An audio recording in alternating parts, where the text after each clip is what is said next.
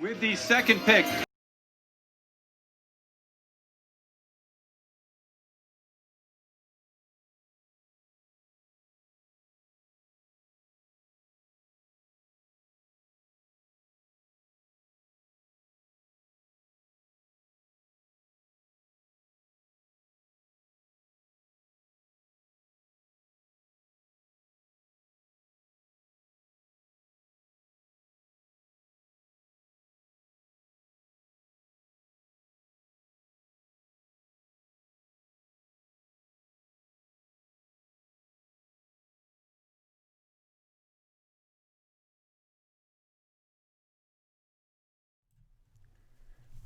Welcome, all my fellow Redskin brethren and sistren.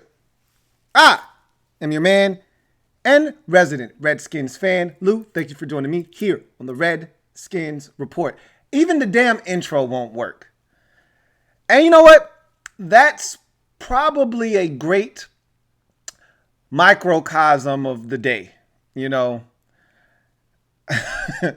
I've never checked my phone that many times in a single day before. And I'm not going to lie to you, really disappointed with the end result from what we got today. Now, let me start by first saying,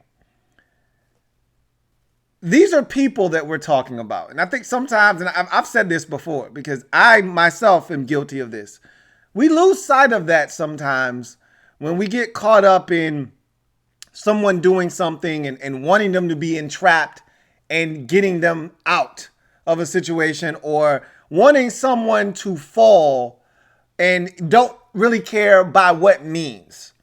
These are people we're talking about. And even though I've watched Daniel Snyder run my favorite organization down into the ground over the last 2 decades and really take a once storied and proud franchise and make them one of the laughingstocks of the league, and I wanted him gone, you still have to take into consideration that these are people's lives that we're talking about. I'm not talking about Daniel Snyder. I'm talking about these women that were in this article. You know, one in particular that wasn't afraid to speak up. She was the key voice in that article in the Washington Post. But there were 14 other women that wanted to remain anonymous, whether they had signed some non-disclosure agreement or they just were afraid of backlash, whatever the case may be. Their lives have been impacted by the experiences that they went through while being employed for the Washington Redskins. And so I want to make sure that we address that right off the bat, that, you know, my heart goes out to them. I wish more of them would have been able to speak up. You know, I wish more of them could have told their stories. And maybe you would have gotten a situation where, you know, Daniel Snyder might have been a little bit more impacted, or maybe a little bit more involved or informed. But at the end of the day, I felt like this was a huge buildup. And, you know, you'd heard so many people talking about how, you know, there's no way that this story can live up to the hype that we have allowed this thing to build to. And they were right. I was hoping that they were wrong. I was really hoping that this was going to live up to the hype of everything that we had built it up to be.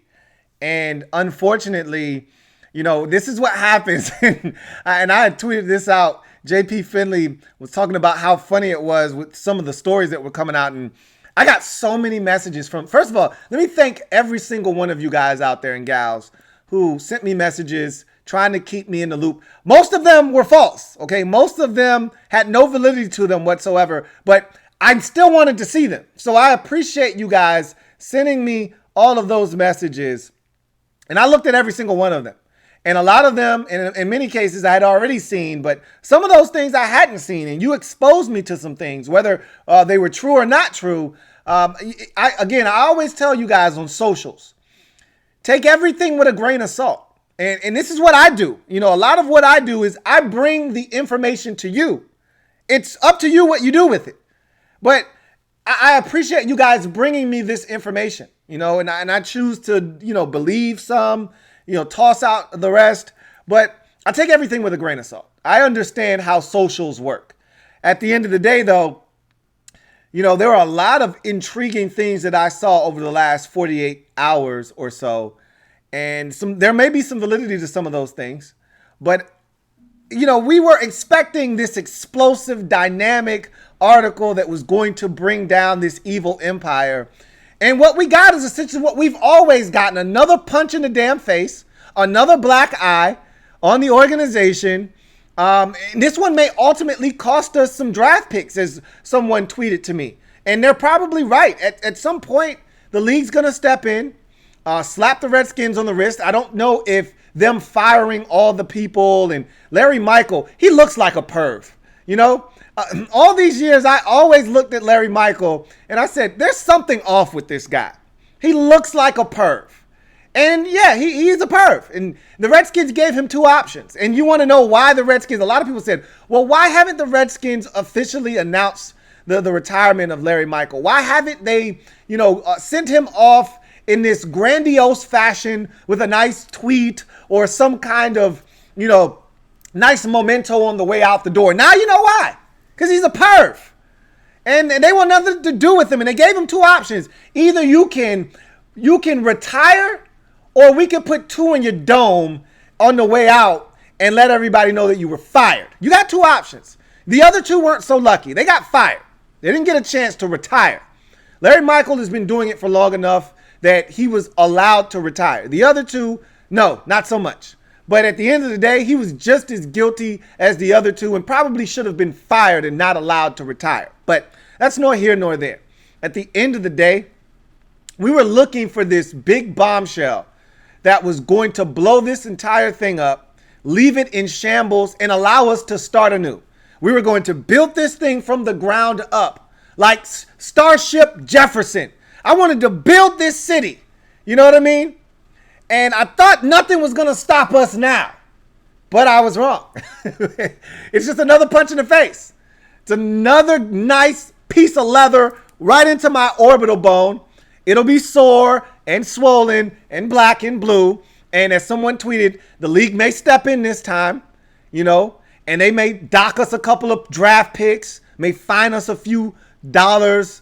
And this one's going to sting not just as another public perception, negative hit, but this may ultimately cost us, a third or a fourth round pick, which we can't afford to give up. So, this is unfortunate because yesterday, what a difference 24 hours makes, right? I was dressed in all white. I felt reborn again. I felt like this was potentially an opportunity to get a fresh start, a new lease on life, if you will. And unfortunately, I don't think what that article produced is going to be enough to get Daniel Snyder out of here. It's just not. There wasn't any implication of him knowing what was going on. And look, trust me, he knew what the hell was going on. He turned a blind eye to it. But at the end of the day, all he has to do is just play naive and play stupid. I didn't know. And there was no implications. No one could actually say, hey, I went to Daniel Snyder personally and told him that this was going on. There was a little bit of, hey, Bruce Allen had to know. He was sitting 20 feet away when all of this was going on, but he didn't do anything. He would see me crying all the time. But Bruce isn't any longer with the organization. So Dan is pretty much in the clear here in terms of getting ousted. And I know the climate that we're in. And someone sent me a great tweet that said, look, in the climate that we're in, it doesn't take much. We could see a firecracker turn into a bomb going off, And he's absolutely right. But I just don't think in this particular business, the NFL I'm speaking of, where it's hard to get these owners out, and really that's any professional sports. When you own a team, it's yours. And in order for the league to step in and force you out, it's got to be an egregious act. That's what happened in the NBA with Donald Sterling, and that's what happened in the NFL with Jerry Richardson. This isn't that. And honestly, I didn't want it to come at the expense of someone. You hate to see something like that happen. But, the story came out. There were 15 women that alleged sexual misconduct, and you would have liked one of them. And again, you know what? I shouldn't say that. That's not right. I just wanted Daniel Snyder out. And he's not going to sell the team. I did a video on that. He's not selling the team. The only way we were going to get him out was if he was forced to sell. He's not selling on his own volition. He's not going anywhere, folks. And so, the crazy part about this is there were so many erroneous reports. And I said this, and I started to talk about this, and then I went off on a tangent. But this is what happens when you turn the entire social media world into one big detective agency. And I tweeted that out when JP Finley talked about how funny some of the erroneous reports and accusations that were flying around were. And my response to that was, well, what do you expect? You turned the entire social media market into one big detective agency because no one would say anything. And they kept throwing us crumbs. And finally, everyone decided to turn into detectives. And now all of a sudden, you got people talking about how, Capri Bibbs was sleeping with an intern or someone in the clerical side of things. And Jay Gruden was too. And so he got benched. And so Byron Marshall was elevated. And he happened to be in the game when Alex Smith had his leg torn to shreds because he missed a blocking assignment. We all know that Byron Marshall missed that blocking assignment. The craziest one that I read was that the Redskins were paying officials, which I never for 1 second thought had any legs to it. It made me laugh when I read it because I'm like, if that were the case, how in the hell did the Redskins go 3-13 last year? How in the hell did the Redskins go, 7-9 the year before that? How in the hell did the Redskins go 8-7-1 the year before that? Like, how are these seasons not producing and resulting in playoffs appearances if they're paying off the refs? On one hand, I said, well, maybe that would explain how Morgan Moses is getting away with false start on every third down. But then that doesn't explain how he's getting flagged for holding and how the rest of the offensive line. Brandon Sheriff is being called for phantom holding penalties when there's nothing there. Guys are falling down and they're calling holding penalties and nobody's holding them. So I thought that was ridiculous. And everyone was sending me the Pat McAfee radio program today and his podcast, and he was talking about the Redskins and how he got a tweet. And I got that same message from someone. I call him my source. And I got that same message that he got. And everything that was in there, I saw it, and none of it was true. Or at least none of it is out. Maybe some of it is true, but it's not out. And he was like, man, this is pretty damning. And if this is true, this isn't just for the Redskins. This is bad for the league. Well, he was talking about the officials being paid off. That's not true. That's not happening. And I know a lot of you conspiracy theorists out there are like, yeah, the refs are being paid off. Okay, I can't talk to you. I can't help you if you think that's actually the case. There are good teams. There are bad teams in this league. And we're one of the bad teams. And so it has nothing to do with the officials being paid off. And so, that was erroneous. And then we all read or heard in some form or fashion, man, a lot of alcohol and drug abuse and prostitution and this, that, and the third. All of that is unfounded. And I told you a lot of that, the things that we were reading and things that were out there, just make sure you put if in front of it, because we didn't know if any of that stuff was true. And as of right now, none of it has any foundation or basis for which to stand on. And so, again, everything I read in that article was disgusting and vile, but it's not enough. The guys that were really implicated have all been all of them have been penalized. They've all lost their jobs in some form or fashion, and they may all be blackballed. But, it's a good old boys club, so they'll let it blow over for about a year or two, and then they'll probably be employed by someone down the line. But, they're not with this organization anymore. But nothing in that article implicated Daniel Snyder and had him involved in any of this. And no one implicated him in knowing that this was going on. We all know he knew what was happening, and it happened under his watchful eye. However, there's no proof. And that's what, at the end of the day, matters. You have to be able to prove that Daniel Snyder had some hand in this, or at least was aware of what was going on. And at the end of the day, none of that seems to be the case. So for as much as we thought we had a shot, I got on this live stream And it felt like the losses in the playoffs the last two times. I got up here and I felt like, we just lost to the Packers in 2015, or we just lost to the Seahawks in 2012. That's what this felt like. It felt like we were up big. Yesterday, this time, we were up big early, and we felt good, and you were like, man, we're actually going to advance to the divisional round here. There could be some real traction for Daniel Snyder to get the hell up out of here. And then before you knew it, you blinked twice, and we were down big, and we were ultimately sent packing and out of the playoffs. And, that's what happened here. We were up big early. We felt good. And then eventually, the article came out, and we lost. We didn't win anything. And so shame on us, for thinking that we could pull one over on old Danny boy, he's too slick for that, and I talked to somebody earlier and I was saying, look, he's got money and he's got lawyers. This is what you have those for.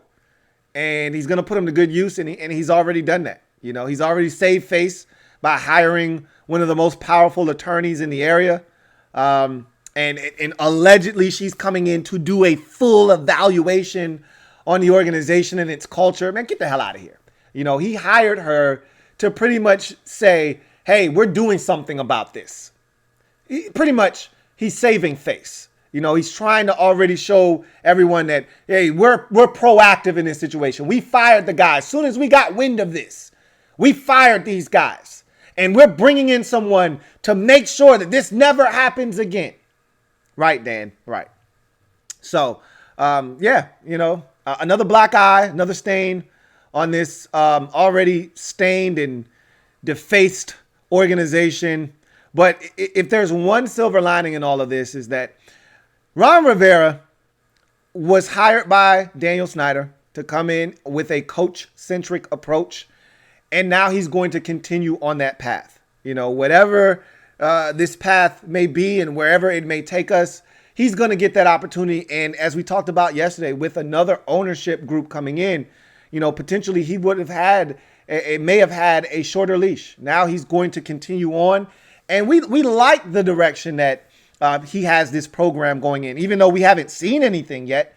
It just feels different. And so at least we'll get to see it play itself out. But, because Daniel Snyder is still here, in the back of your mind, if you're a Redskins fan that has seen the carnage that Daniel Snyder has created over his 20-year run as Redskins owner, that more likely than not, it's going to end in Ron Rivera failing epically and him being smeared on the way out and us having to start all over again.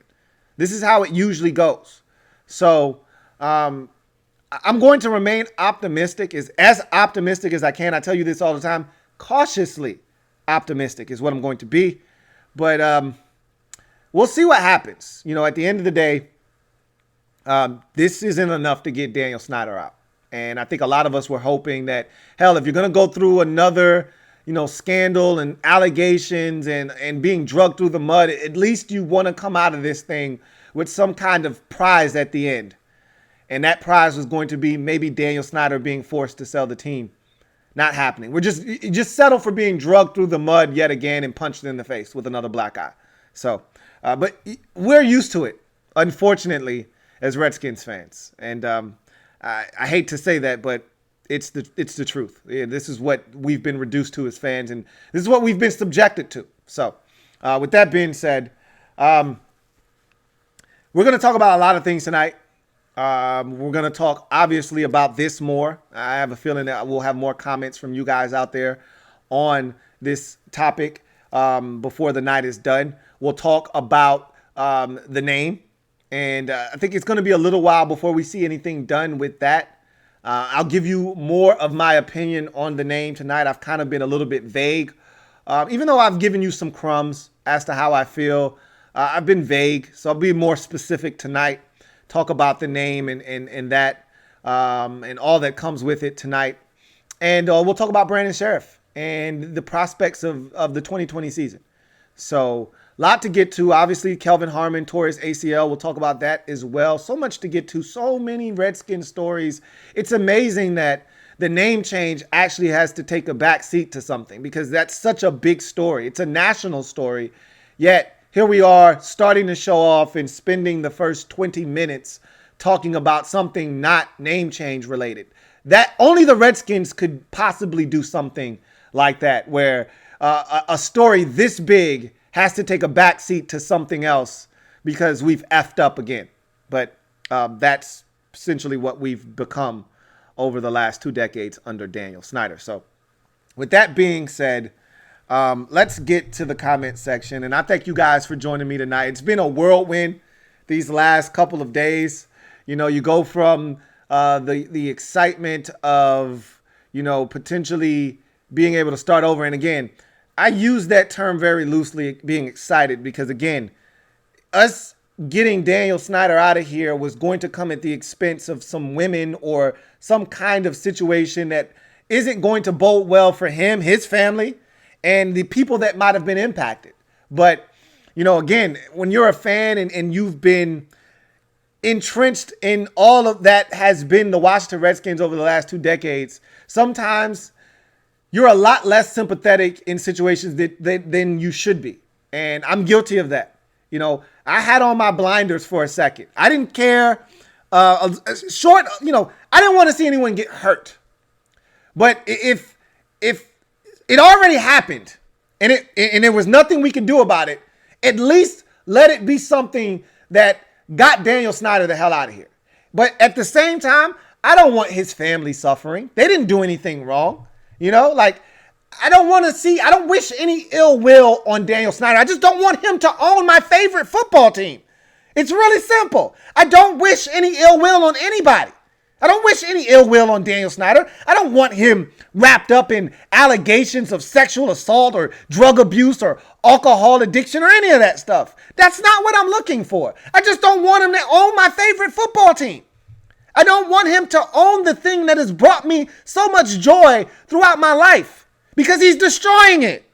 So let me clarify that. Like, I don't want Daniel Snyder's family to have to go through turmoil, all right, and to go through drama and to be drugged through the mud. Tanya Snyder hasn't done anything to anyone. Like, I don't want her having to be going through situations that cause her anguish. That's not what I'm looking for. I just don't want Daniel Snyder to own the team. And the only way he's going to sell is if he's forced to sell. That's the problem that I have. And the minority owners at one point tried to force him out. They tried to force a sale. They failed. Okay? They tried and they failed.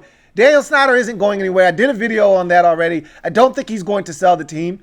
And I think now more than ever, he's convinced that things are going to change and he wants to be here. And not only that, there's new TV money coming up in about 2 years. You think he's going to leave before this TV money hits?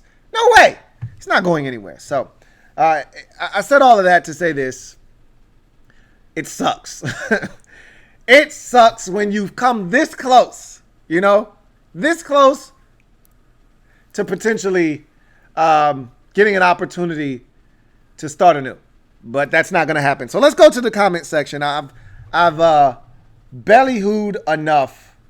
Let's talk about what you guys want to talk about.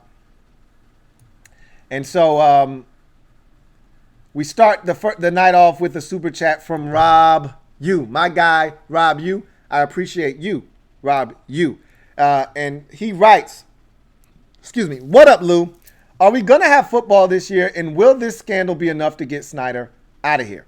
So I've pretty much answered the latter, which is no, this isn't going to be enough to get Daniel Snyder out of here. There was no smoking gun here. You know, there was a lot of powder, a lot of residue, but at the end of the day, they found no gun, no ballistics, no evidence. You know, there's really nothing here to pin Daniel Snyder to any of this.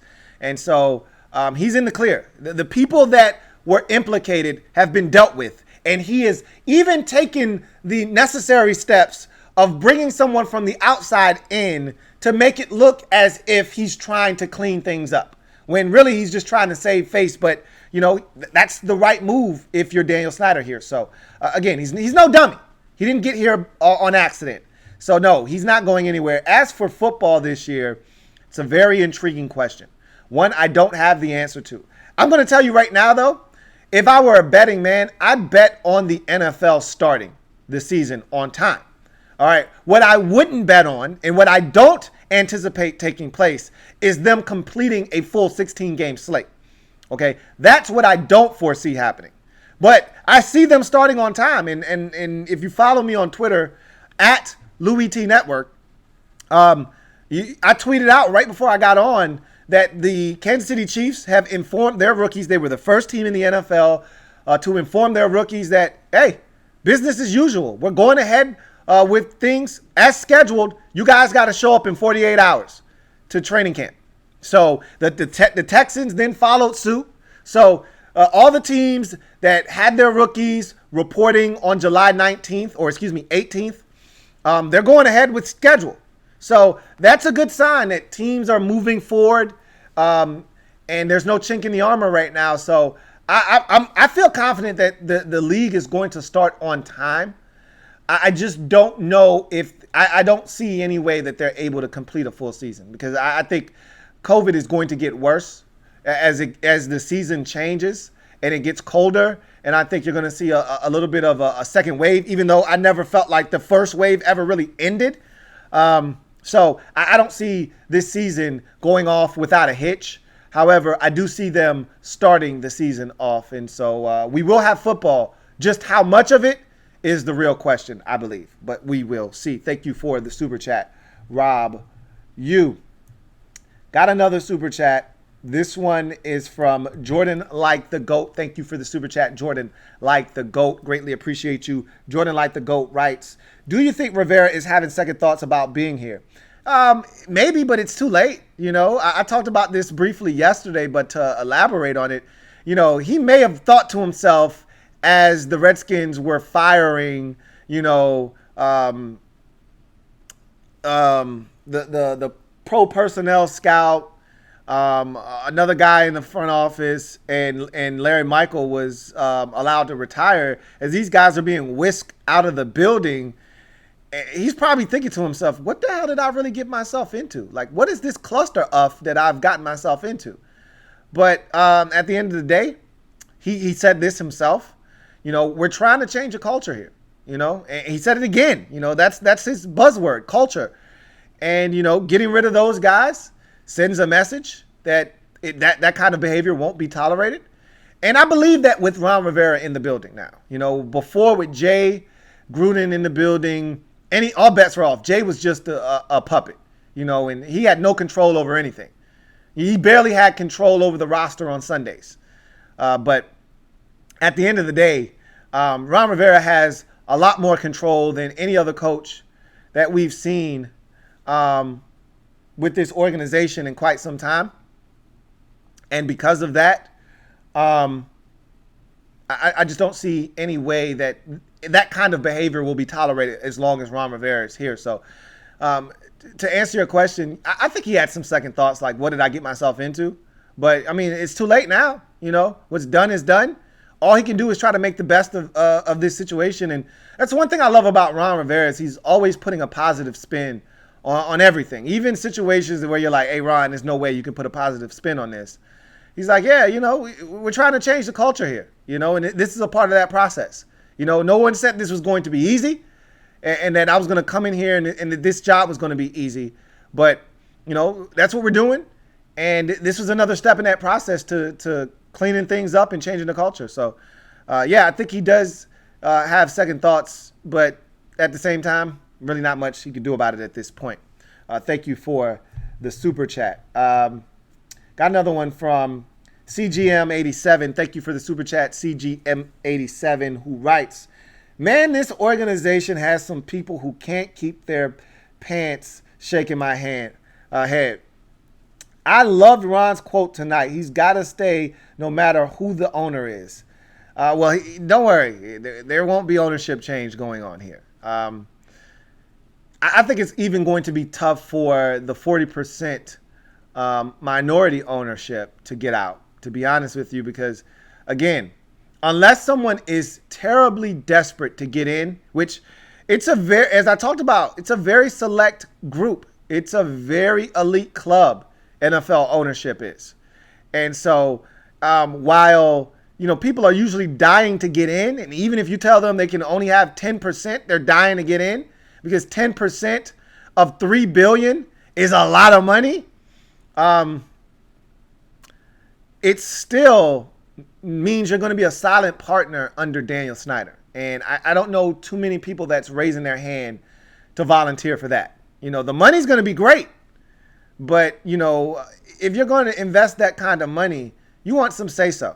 And you're not going to have it with Daniel Snyder and his family controlling 60% of this organization. So, I told you I love Ron Rivera. I love his resolve. I love that the message is always constant and consistent. He's never wavered since he's gotten here. It's been the same message over and over again. We're changing the culture. You can either get on board or we can leave you behind. And we've seen some guys get left behind because they didn't fit into what we were doing as an organization. So I told you, Ron Rivera is the right man for the job. And as my man Kevin Sheehan has said numerous times, we outkicked our coverage with the hiring of Ron Rivera. And I told you this before. I'm so glad he chose us. We didn't choose him. He chose us. He didn't have to come here. We got the right man for the job.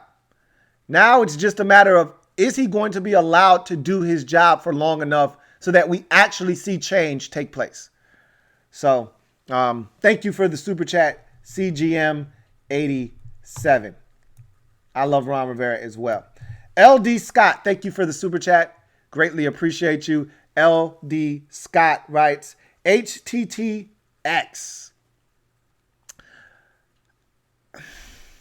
I don't know what that last letter is going to be either, man.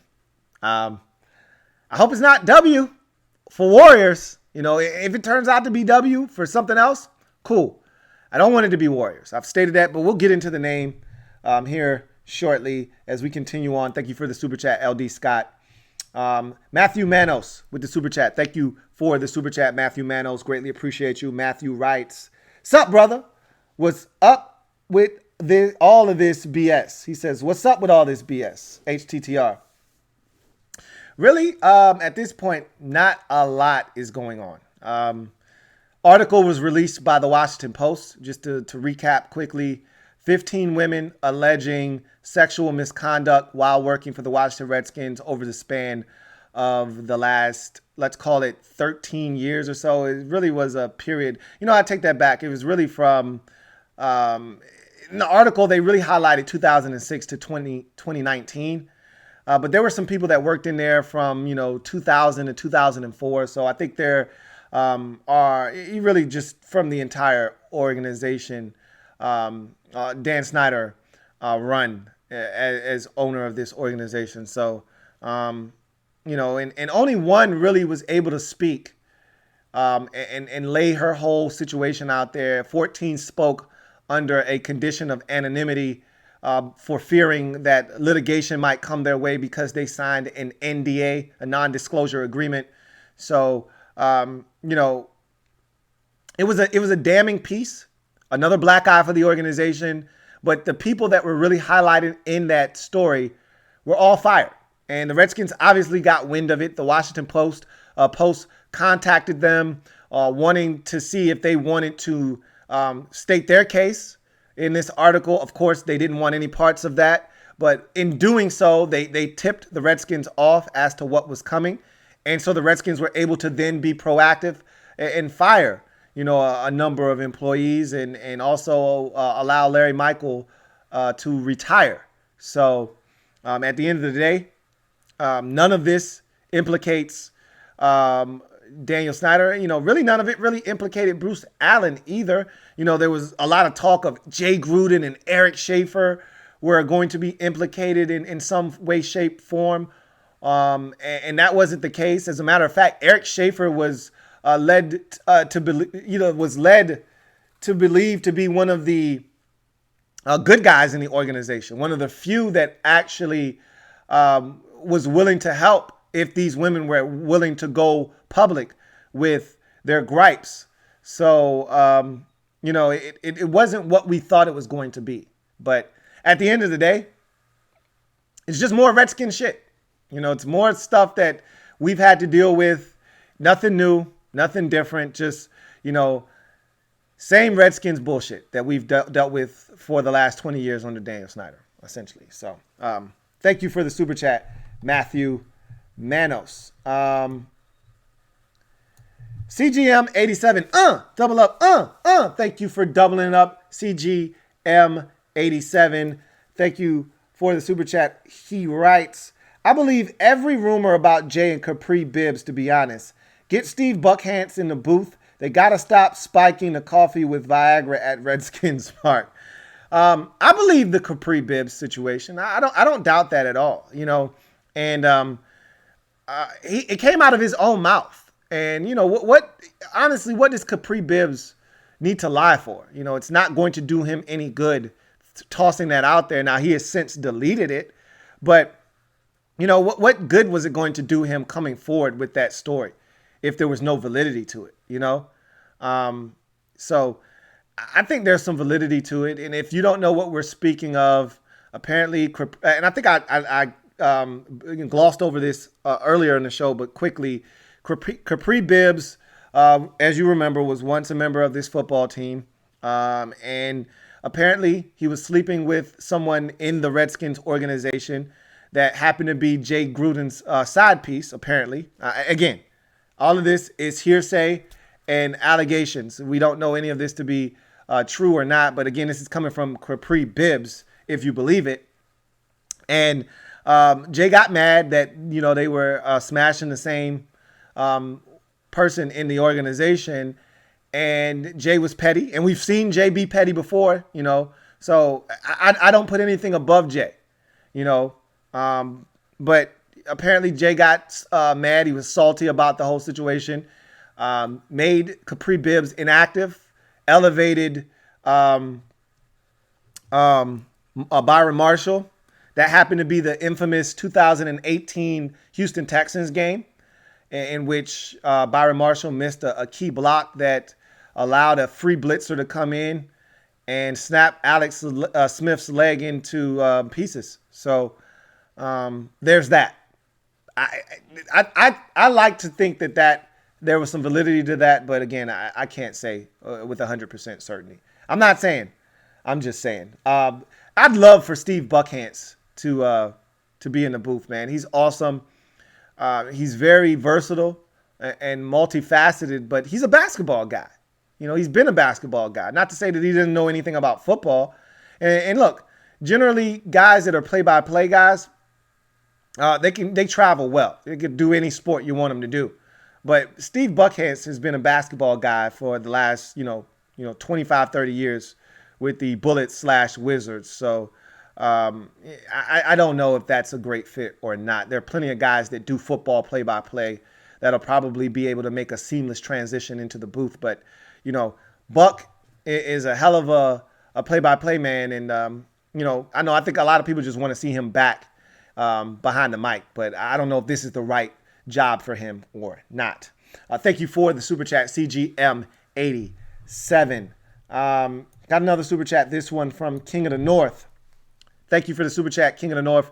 Greatly appreciate you. King of the North writes, I knew we were all getting bad info when I read Dan was paying off the refs and Gruden was orchestrating cooked fuel gangbang. You are so right. I knew when I saw the whole paying the referees thing, I said, oh man, this is not good intel that I'm getting here. There's no way that Daniel Snyder and other owners around the league are paying off officials. And I know some of you are like, it's not that far-fetched. Did you watch the Saints playoff game 2 years ago against the Rams? Come on, man, give me a break. No way did the, Saints or the Rams or any team in the league pay off any officials. Definitely not the Redskins. And I thought it was a great quote by someone in the Redskins organization when asked about this particular allegation, and they said, this is so unfounded and ridiculous. If that were the case, we need to get our money back, okay? I he couldn't have said it any better. Like, seriously, if they were paying the officials, well, obviously they weren't paying them enough, or those officials just stole the Redskins' money because it wasn't benefiting this football team. It wasn't benefiting them on the field in the form of wins and losses. Redskins have been one of the most penalized teams in the league. Like, are you kidding me? So I knew when I saw that there's no way that a lot of the stuff that we were hearing had any legs nor merit for which to stand. But, I thought that there would be a little bit more in that article. I did. So, and the whole Gruden thing. Look, Gruden has been known to have a good time or two. We've discussed this on this channel before, okay? No one's doubting that. But come on, man. Like, I never once, and I was reading stuff about how Jay and Dan were getting it in, like Jay was never that close and never that tight with Daniel Snyder. Come on, give me a break. Like, they weren't going out and kicking it at bars.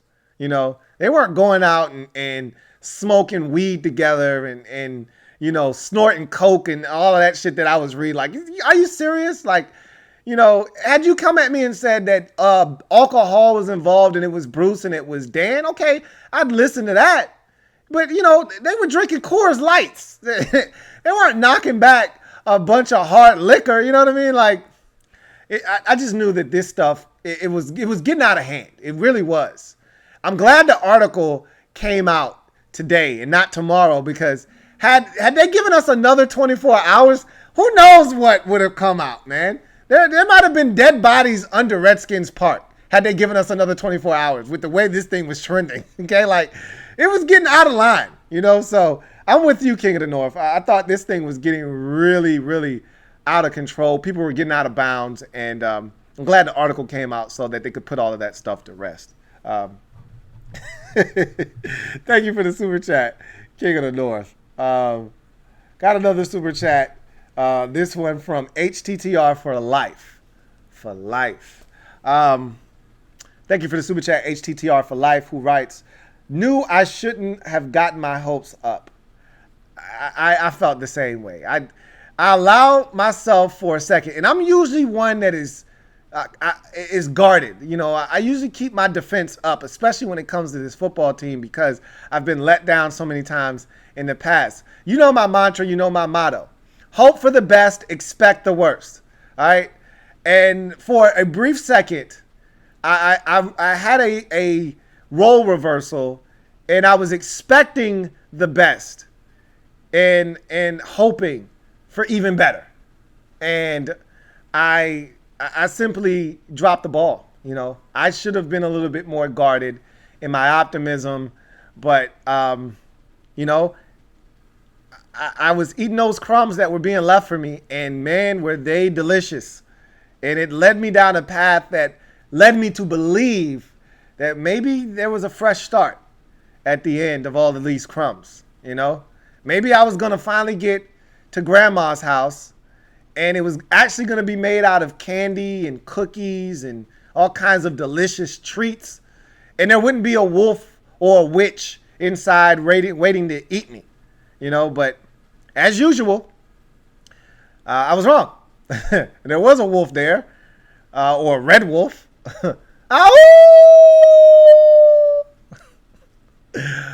Ready to eat me at the end of all of those crumbs. And so, unfortunately, that's the way the cookie crumbles. But I, like you, did get my hopes up, and I probably should not have. Thank you for the super chat, HTTR for life. Got another super chat. This one from Eric Gomez. Thank you for the super chat, Eric Gomez, who writes, "Funny that Bezos owns WAPO and is interested in buying the skins. What a great way to pressure Dan out by having a story written by his journalists." I think that's one of the biggest misconceptions that I've read over the last 4 or 5 days is that, what do you guys think the Washington Post is going to do? It's owned by Jeff Bezos. Like, on one hand, I totally understand where you're coming from. I get it. There's an agenda there potentially. There's underlying motive for the Washington Post to come after Daniel Snyder. But if you've been a fan of this team, that the Washington Post has always had it out for Daniel Snyder and the Redskins.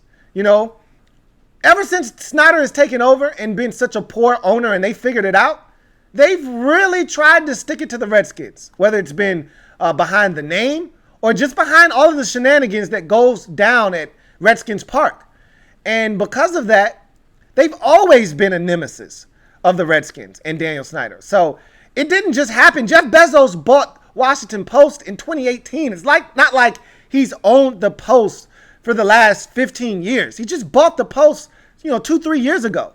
So they've been writing, about Daniel Snyder and the Washington Redskins organization in a not so favorable way long before Jeff Bezos bought the Washington Post. So while on one hand, I hear that and I get it, on the other hand, this has been going on for a lot longer than Jeff Bezos has been in control of the Washington Post. So thank you for the super chat, though. Got another super chat, this one from Tylenol. Greatly appreciate you, Tylenol. Thank you for the super chat. My man Tylenol writes, there is still a question about the 40 percenters. Money talks, BS walks. At the end of the day, they won out, and I think it's going to be interesting to see if anybody is willing, or a group is willing to come in. As I've mentioned, there's somebody out there that wants in to this good old boys club. Somebody out there wants in, and they don't care that they're going to be a silent partner under one of the most dysfunctional organizations in all of the sport. And they're going to be working under, or not working under, but working alongside and a silent partner of Daniel Snyder, who is one of the most dysfunctional owners in all of sports. I don't think they care about that. They just want in. They want to get their hands on this revenue, because the NFL prints money. They're Teflon. Nothing seems to stick to this organization, or this league, this entity, and they just continue to grow. More and more money keeps coming their way. The TV deals keep getting bigger and bigger. And so somebody's going to want in. But it's not going to be as easy as it would be if, say, the Green Bay Packers, and that's a publicly owned team. So that's a bad example. If the Pittsburgh Steelers or the Tampa Bay Buccaneers or any other team you could really think of around the league had 40% of their organization up for sale, I think it'd be a lot easier to get people to buy in. But under Daniel Snyder, it might be a little bit tougher, but we'll see what happens at the end of the day.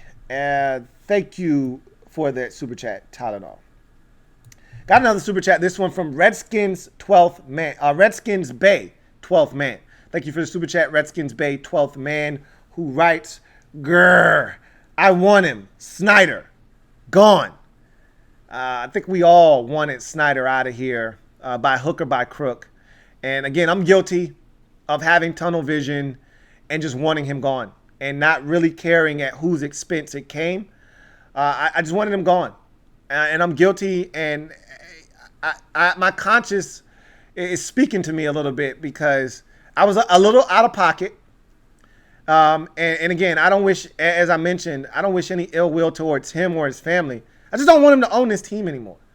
And if you tell me the only way that that's going to happen is some kind of salacious scandal, all right, sign me up. And that's unfortunate that I think that way, but he's put me in a position to feel that way, to think that way. And that's really unfortunate. And that, to me, is the bigger problem, is that I don't want to feel that way, but he's forcing me to feel that way with his actions and the way that he's running my favorite franchise into the ground. So for whatever it's worth, I wanted him, some way, some shape, way or form implicated, and he wasn't. So we struck out. Thank you for the super chat, Redskins Bay 12th man. King of the North, double up, Thank you for doubling up, King of the North. Really appreciate you. Who writes, some people out there think Jay Gruden is a partying machine. My God, the speculation about this man was everywhere. I told you, Jay's a cool dude, right? And as I've said a million times when he was here and even after he left, if there was one guy in the organization over the last 2 decades that I wouldn't mind going and kicking it and grabbing a drink with, it'd be Jay Gruden. But let's not turn this guy, and we all saw the mugshot, and we don't really know when it was from. You know, that thing could have been back from 2001. That thing could have been as recent as 2017. We don't know when that was. We saw the clip. We saw the little 8-second video that was floating around. Look, he's a human being. And, what he does on his time is his business as long as he's not breaking any laws. But like you said, my God, the rumors that were flying around about Jay Gruden and drug use and alcohol abuse and all of the things that we were hearing and prostitution. Like, you would have thought that this man was leading a prostitution ring and that he was the ringleader. Like, the stuff that was coming out about Jay, I was like, oh my God, I had to take my shirt and button up a little bit. I was appalled. Like, what are you guys doing to my man Jay over here? Jay may not be a great head coach, but I don't think he's all of the things you're trying to make him out to be. So I was with you, King of the North. Like, what in the world is going on here? But again, this is what happens when you leave people to their devices and you turn them loose as sleuths, okay? Essentially, by everyone, all these beat reporters, all these national reporters hinting at something big but not telling us anything. And look, they were in the right to do that. They probably should have just kept their mouth closed. They shouldn't have been hinting at anything coming. All right, but so they did, whatever. Okay, that's their prerogative. They have the right to do that. They can't, tell their sources, and this was the Washington Post story to break, not theirs. So they had every right to keep their mouth closed. But by doing that in the way that they did it, they sent everybody on a wild goose chase. Everyone was looking for information. People were making stuff up. This was like the worst game of telephone I've ever seen in my life. Grown people making up shit, spreading lies and rumors, and this thing just spread like wildfire until it got to the point where it's out of control. It was everywhere. It was on ESPN. It was on the Pat McAfee. It was everywhere. You couldn't go anywhere and not hear about it. It was on Adam Schefter's timeline. It was on Ian Rappaport's timeline. I got non-Redskins fans asking me, hey man, what's going on? It was everywhere. This was consuming all football fans, not just Redskins fans. This thing had taken on a life of its own. And so when you build something up in that fashion, and I don't want to demean, nor do I want to belittle that article, because there was substance in that article. There were some really bad things that went down, and those women had to endure that. But for all of the things that people made up and built this thing up to be, to get that, it just doesn't seem like, it adds up. So I'm with you, though, King of the North, man. I didn't like the way they was dragging my man Jay through the mud. It had gotten pretty ugly there for a bit. But thank you for doubling up. I appreciate that, King of the North. Got another super chat. This one from Brendan McCloskey. Thank you for the super chat, Brendan McCloskey. I really appreciate that. Brendan writes, Dan has to know that the fans don't like him and that he has done too much to this team for the relationship to be saved. Sell the team, Dan, in all caps. So freaking frustrated. Keep up the great work, Louie. I appreciate that, Brendan. This is the thing that you have to know about Daniel Snyder.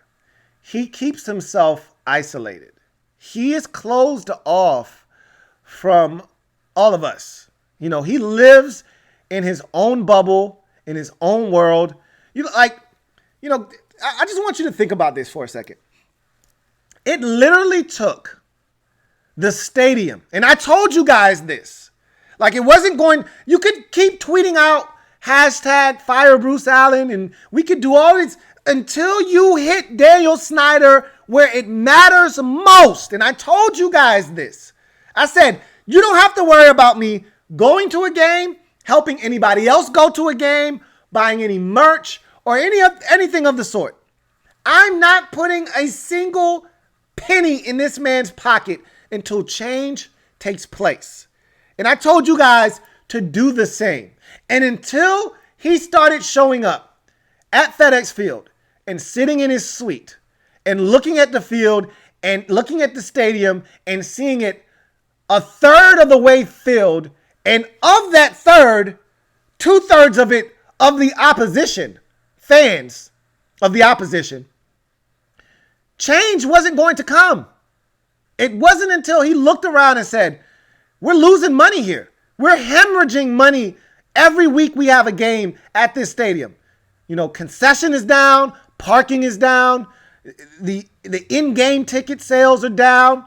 That's why he didn't like when Brian LaFemina came in and started spreading the gospel. Like, look, we haven't had season tickets waiting list in years. We're at the mall having Chris Cooley give out tickets for free. We're not selling out games. We haven't had a sellout in years.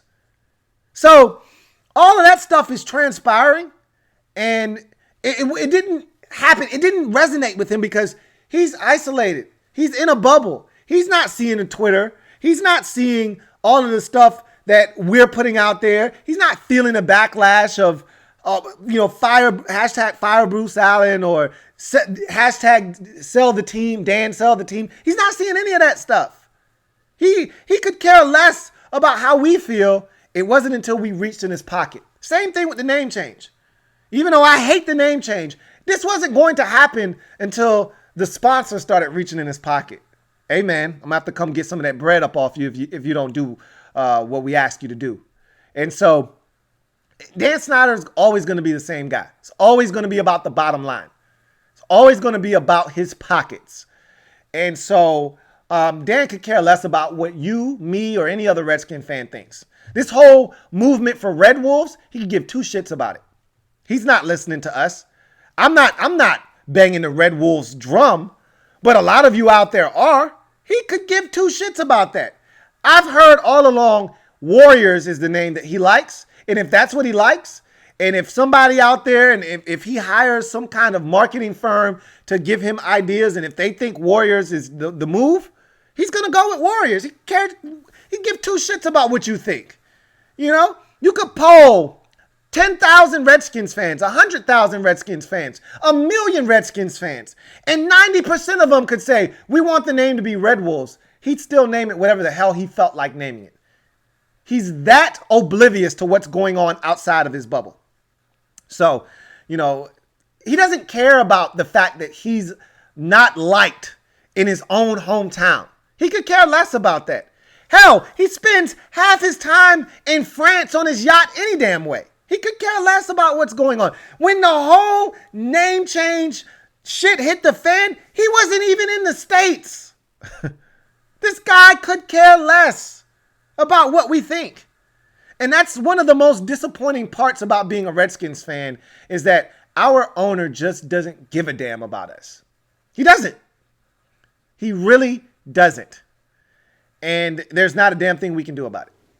Just being honest with you. So thank you for the super chat, Brendan McCloskey.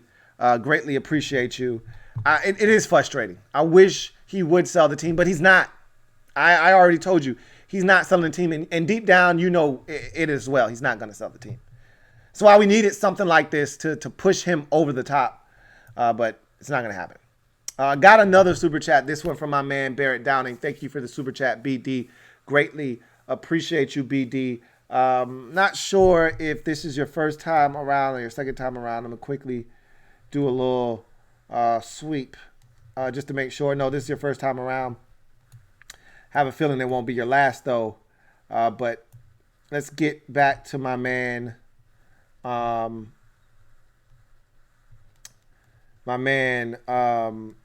BD really quickly and see what he has to say. My man Barrett Downing writes, Lou, it's crazy that we always have negative pub. Maybe a change in ownership may help. I know HTTR will be respected again one day. I hope you're right, man. You know, on days like today, it's hard to necessarily see that. However, I've said this before. I'll reiterate it again. Ron Rivera is the right man for the job at the right time. This was the right time for Ron Rivera to be in control and in charge. It's a very tumultuous situation. It's a very trying time. And, put aside the name change. Put aside this latest scandal.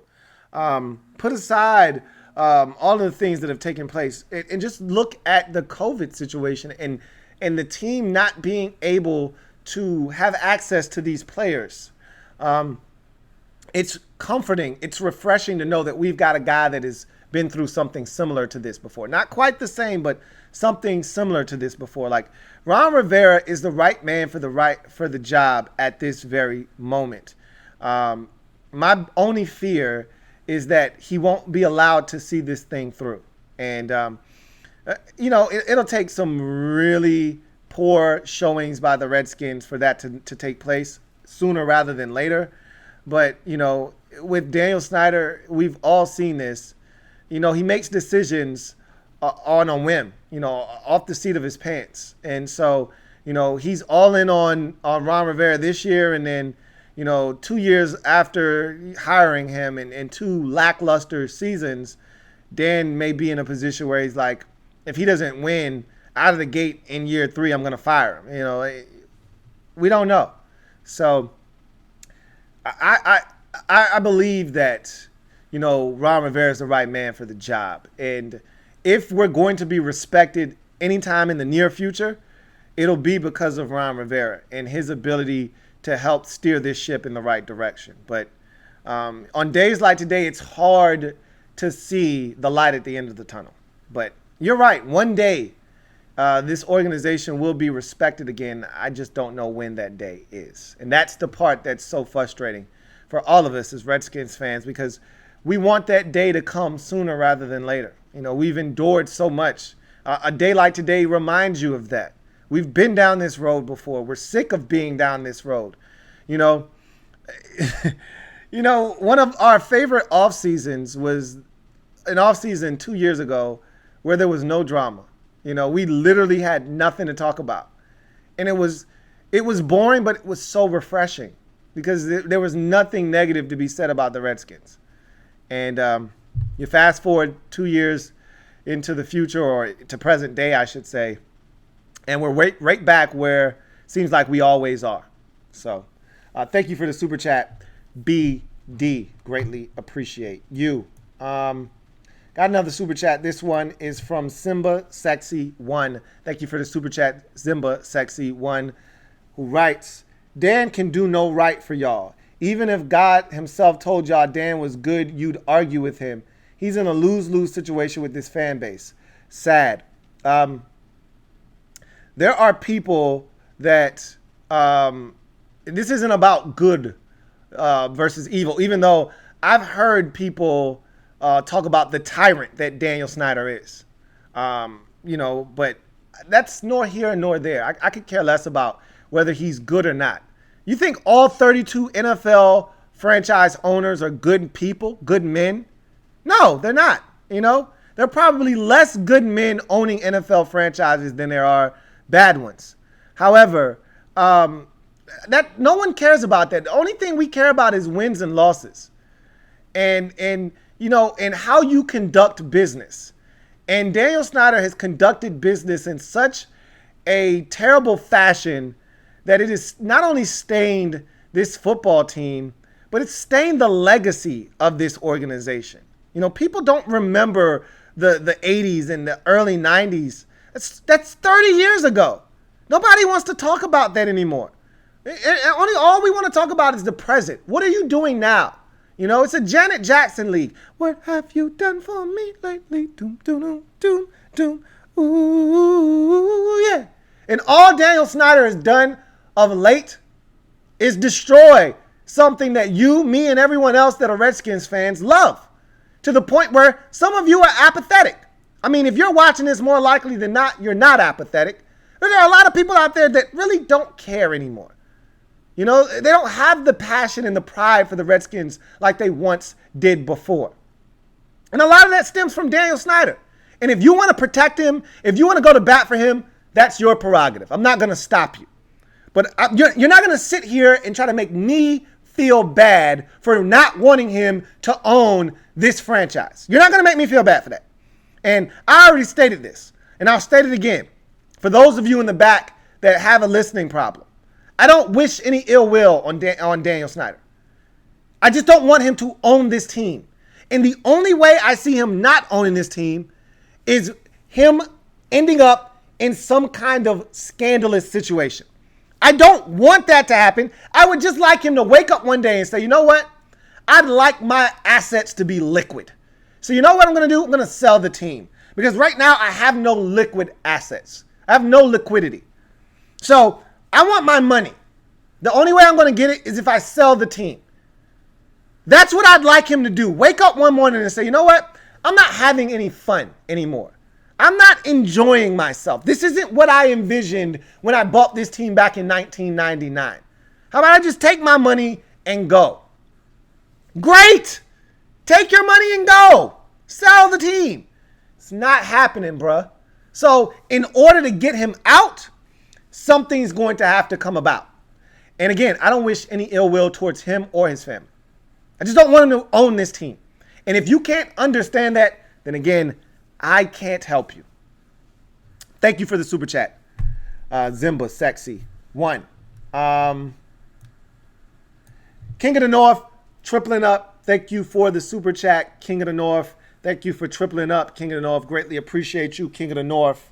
Writes, I don't like Warriors because I want a name that is uniquely ours. Red Wolves or Red Tails is fine.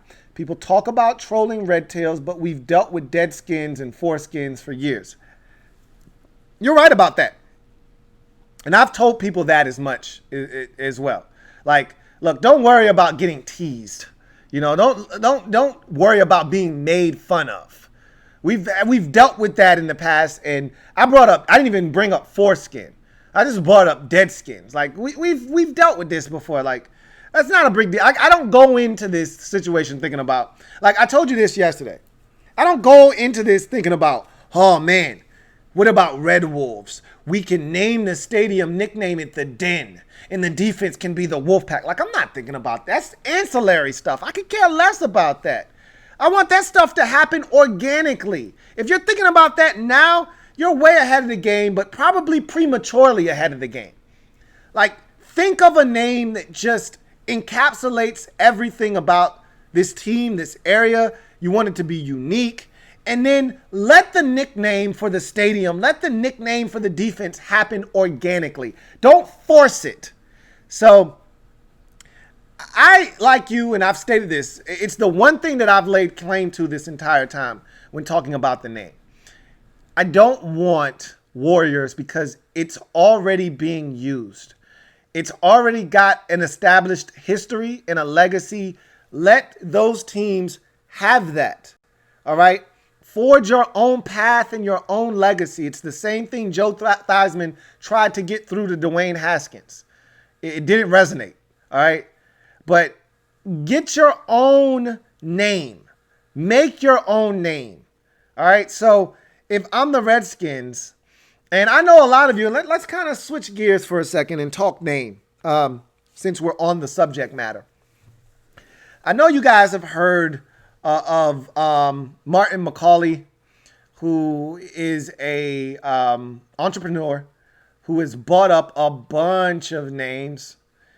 And he's got over 40 names that he's got registered that, you know, could make it a little tough on the Redskins. And he had the foresight. I can't knock his hustle. He had the foresight to start collecting names back in 2014 when he felt like the name change could be imminent. I don't know if he felt like this was going to pay off. You know, at some point it looked like, you know, the name change wasn't going to happen. And he probably thought to himself, well, you know, if nothing happens, it's cool. I got these names. But if something were to happen, I'm in business. Now he's in business. And look, you know, the NFL takes a we don't conduct business with terrorists type of approach when dealing with people like this. So I don't see the NFL, which is why they haven't responded to any of his messages on socials where he's pretty much went out and said, look, I'll give you some of these names for free. Just respond to me, communicate with me. They haven't responded to one of his messages. And now and I don't think he was ever going to do anything for free. I think he was just trying to gain a little bit of support from the public because, if the public found out he was the reason the Redskins couldn't get the Red Wolves name, they'd turn on him in a heartbeat. I mean, they would go after this guy with such vitriol and disdain. I mean, they'd come after him like nobody's business. So I think he was trying to save face when he said, hey, I was willing to give up some names, but, now that they haven't responded to me, I've given them 10 days and I haven't heard anything. Now, I'm willing to listen if they want to talk about some kind of compensation. Of course you are. That was always the move. You didn't do this out of the kindness of your heart. You didn't do this to stop anybody else from potentially hoarding names and stopping the Redskins from being able to get names. You didn't do this to hold on to it until the Redskins were ready, and then when they were ready, you would give it to them. You did this for financial benefit and gain. That's what this is all about. So that's another hurdle and obstacle that the Redskins will have to clear before anything is done. And I also want you guys to understand that getting a name isn't something that happens overnight. Like some of you want this rebrand because this process has happened so fast and it feels like it's happened overnight. I don't think the Redskins are going to change their name right now. Like, first of all, the statement that the team put out was trash and it didn't denounce the name right away. It didn't put the name to rest. The name isn't officially dead. They're like, hey, when we come up with a new name, then the Redskins name will be finally taken out back and have 2 put in its dome. But for now, we're just going to roll with that. But we're just telling you that it's going away here shortly. But we don't know when that's going to be. So I don't think and nor do they need to rush this. I don't like the whole football club idea, like as a permanent name, FC. That's soccer stuff. You keep that shit overseas. Don't bring that shit over here. All right. Much like I said with the Falcons uniforms, like don't bring that Arena League shit in here. Don't bring that England and France and don't bring that across the pond shit here. This isn't soccer. All right. This is the real football. So I don't want an FC. Keep that shit over there where it belongs. But I'll take it a step further. I don't think they need to rush though. And if it's the Washington FC for a year, okay, I can deal with that. There's already Nike gear out there that says Washington football team. I could care less about any of that stuff. They don't need to rush this though. They need to make a smart, calculated decision. They need to figure out how they want to market this, how they want to spin it. They need to figure out how the color scheme is going to go, if they're going to keep it burgundy and gold. Speaking of color schemes, I told you guys that Red Wolves was growing on me. I'm not on board with Red Wolves. All right. So I haven't put my John Hancock underneath Red Wolves. So don't think that that's what I'm doing. I'm not endorsing this. However, you have to admit some of the imagery, some of the things that I've seen and I've seen videos and I've seen artwork and I've seen a lot of breathtaking stuff when it comes to Red Wolves and this organization and all of the endless possibilities for it. But there have been a couple of things that have caught my eye. And I want to take a look at them quickly. Let's first start with this. You can't look at that and tell me that that's not crispy. All right. That's not cold-blooded. All right. That's ice cold right there. Cold-blooded. That's as cold can get, man. All right. I mean, that right there is as fresh as you could get. And any other way you can describe dope, that's what that is. And so when I see stuff like that, I'm like, sign me up for that. That's dope.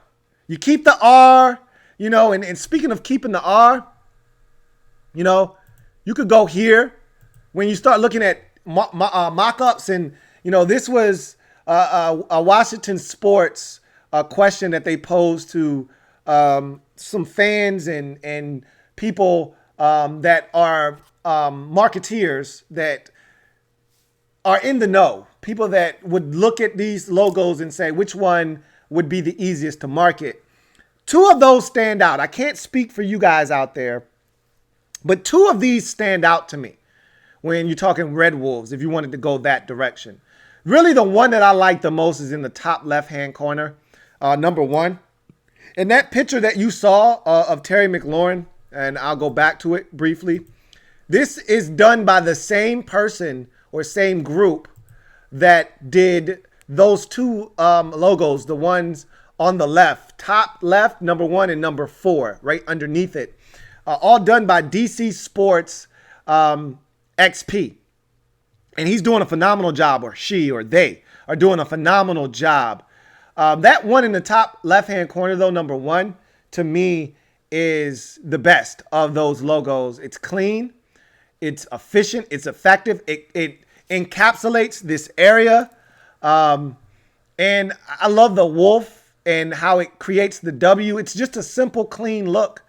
If you want to go with the traditional look, you keep the R that we've had for years, and then you just throw a little bit of a wolf at the top. That's what you saw on the Terry McLaurin helmet. So if we were to go back there, you look at his helmet, that's the logo that's on that helmet. That's pretty dope, you know? So when you start looking at things like that, you get really excited about what the future could potentially be for this organization if they were to go in that direction and go with, you know, a color scheme that looks something like that. But I don't think that's what they're going to do. You know, like I wouldn't get your hopes up. If you're one of these people that's banging the table for Red Wolves or Red Tails or anything of the sort, I wouldn't get my hopes up. You know, I don't think that they're listening to the cries of the fan base. I don't think they're listening to this groundswell that has all of a sudden manifested itself for the name Red Wolves. I just don't think that's what they're doing. So we'll see. I could be wrong, but I told you this already. I honestly don't really care what the name is. I just don't want it to be Warriors. You know, anything short of that, you know, I wouldn't have a Red Tails problem, even though I don't necessarily love Red Tails. Again, I love what it means, and I love the meaning behind it and the implications of what it would be and what it would mean for this team. You know, you go from one end of the spectrum to the other with that, and I think a lot of people would like to see that take place, but I'm not in love with the logos that I've seen with the Red Tails. The name does seem a little flaccid to me, seems a little soft, you know, Red Tails does. I want something that's a little bit more tough and rugged and rough around the edges.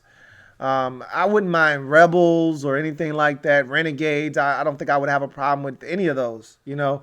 But we'll see what they decide to do.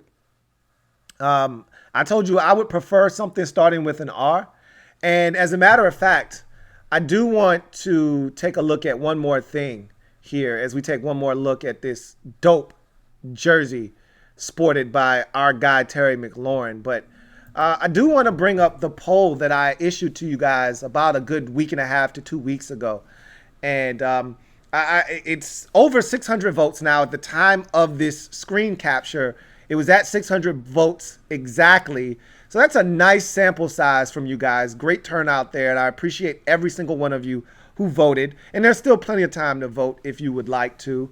But I simply asked, which name would you be most comfortable with the Redskins changing the name to?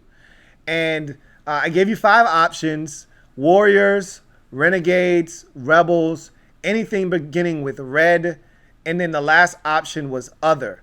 Now, I read all of your comments, and someone wrote down in the comment section, and actually multiple people wrote down that, you know, the Other was selected because they want Redskins. Well, that wasn't the gist of that option nor the question. The question asks you, what would you be comfortable with the Redskins changing their name to? Obviously, you're not going to change it from Redskins to Redskins, so why would you choose Other if you just wanted the name to remain the same? I get that concept, but that's not the spirit of this poll.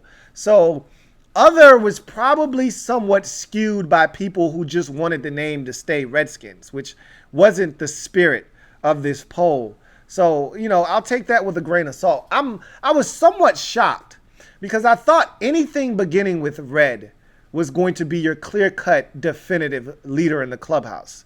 Whether it was Red Tails or Red Hogs or Red Wolves or Red Hawks. I've heard so many red different iterations that I just thought anything with red was going to be your runaway winner here.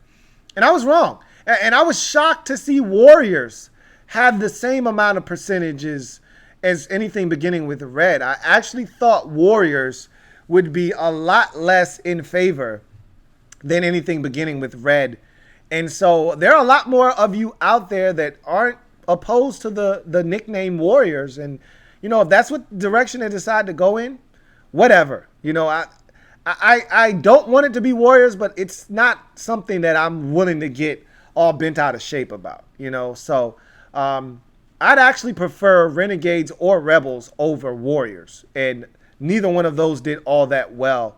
I was actually surprised that Renegades did as well as it did. But I think the biggest shock and takeaway from this one was the fact that not as many people went with red, something beginning with red. And maybe if I would have taken away the other option, we would have seen a spike in anything beginning with red. But that's nor here nor there. Thank you to everyone who voted in the poll.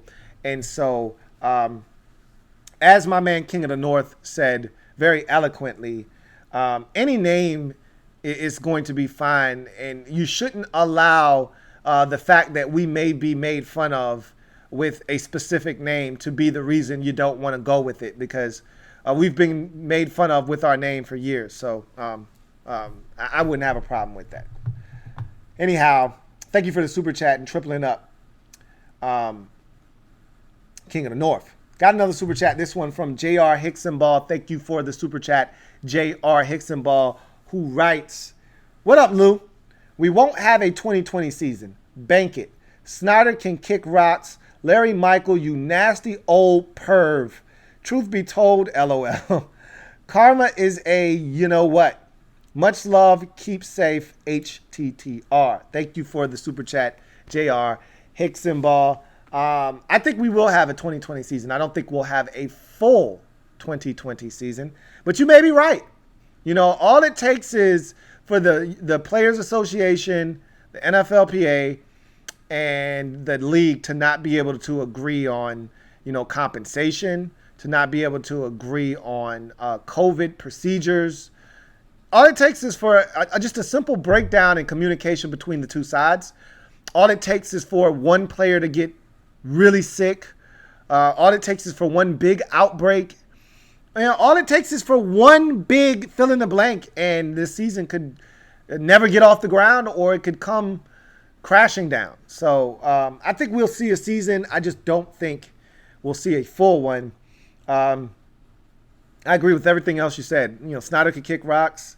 Larry Michael is a nasty, dirty old man. Okay, he's definitely a perv. And I've always said that, karma is a real thing. I really believe in karma, and there's a reason we can't have nice things. And days like today are a reminder of why.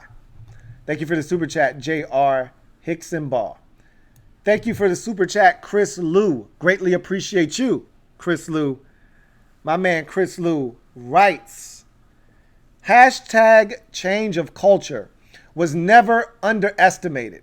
Never thought it would be that real. But if it takes what it takes, hate that it has to be the price of human dignity. I get it. I feel the same way you do. I don't like that the only way getting Daniel Snyder out or to even help change the culture is for stuff like this to have to come about. I don't like that. I don't want that. But if you're telling me that's my only recourse, I'm sorry, but I got to do what I got to do, And so, I don't like the fact that it's got to come at somebody's expense, or it's got to drag someone's family through the mud or put them through anguish. That's not what I'm looking to accomplish. I just want a brand new owner. That's all I want. That's all you want. That's all most of us want. But I don't know if that's going to happen. Don't know if that's going to take place or not. At the end of the day, all we can do is make do with what we have, and right now what we have is Ron Rivera, and that's all we got. All we can hold tight to right now. Hold Ron Rivera very close. Don't let him go, because that's all we got right now. Without him, we'd be an organization without direction, without leadership, and frankly, without purpose. Without a GPS. So thank God for Ron Rivera. I said it before, I'll say it again. Without Ron Rivera, we would probably have zero credibility right now. None whatsoever. He's the one shred, the 1 ounce of dignity that we have. So, man, I'm glad he chose us. I can't state that enough. Thank you for the super chat, Chris. Lou. Got another super chat. This one is from Redskins Bay 12th man. Double up. Thank you for doubling up. Redskins Bay 12th man. Greatly appreciate you. Redskins Bay writes, I'm glad. He said, I'm just glad DW name wasn't among this mess. I want the midget gone. DW. Oh, Doug Williams. Okay, got you. Yeah, man. That would have definitely been heartbreaking had Doug been implicated in any of this. But as you mentioned, glad he wasn't dragged into this mess. And the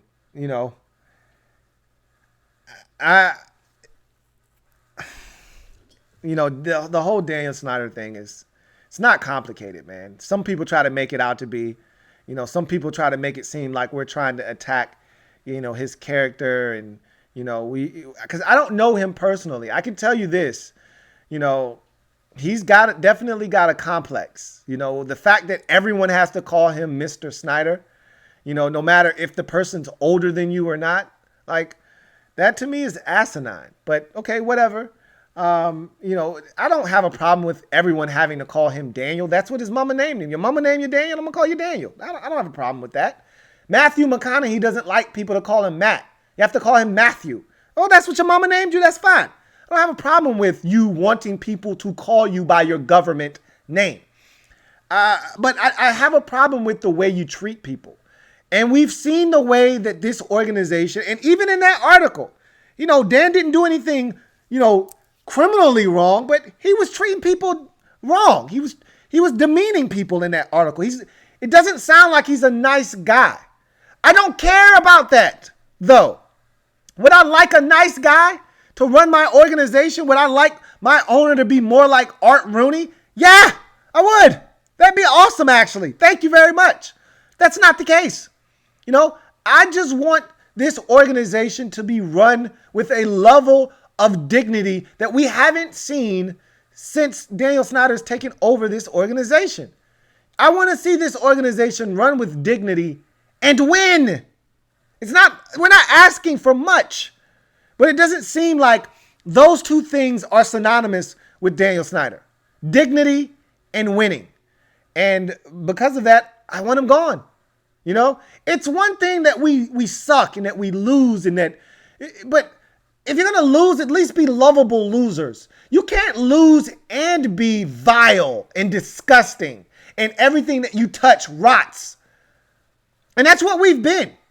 Whether it's Scott McLuhan or it's Mike Shanahan or it's Jim Zorn, the list goes on and on. Marty Schottenheimer, the old ball coach, Steve Spurrier, everything that we touch is rotten by the time it leaves.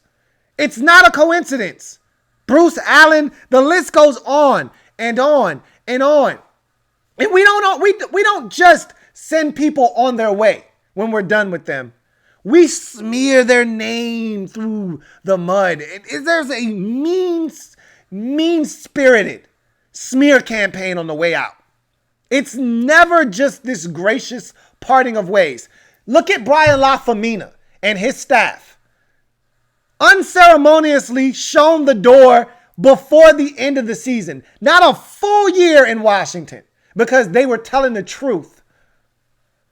This isn't a coincidence that everyone that comes here leaves stained and tarnished.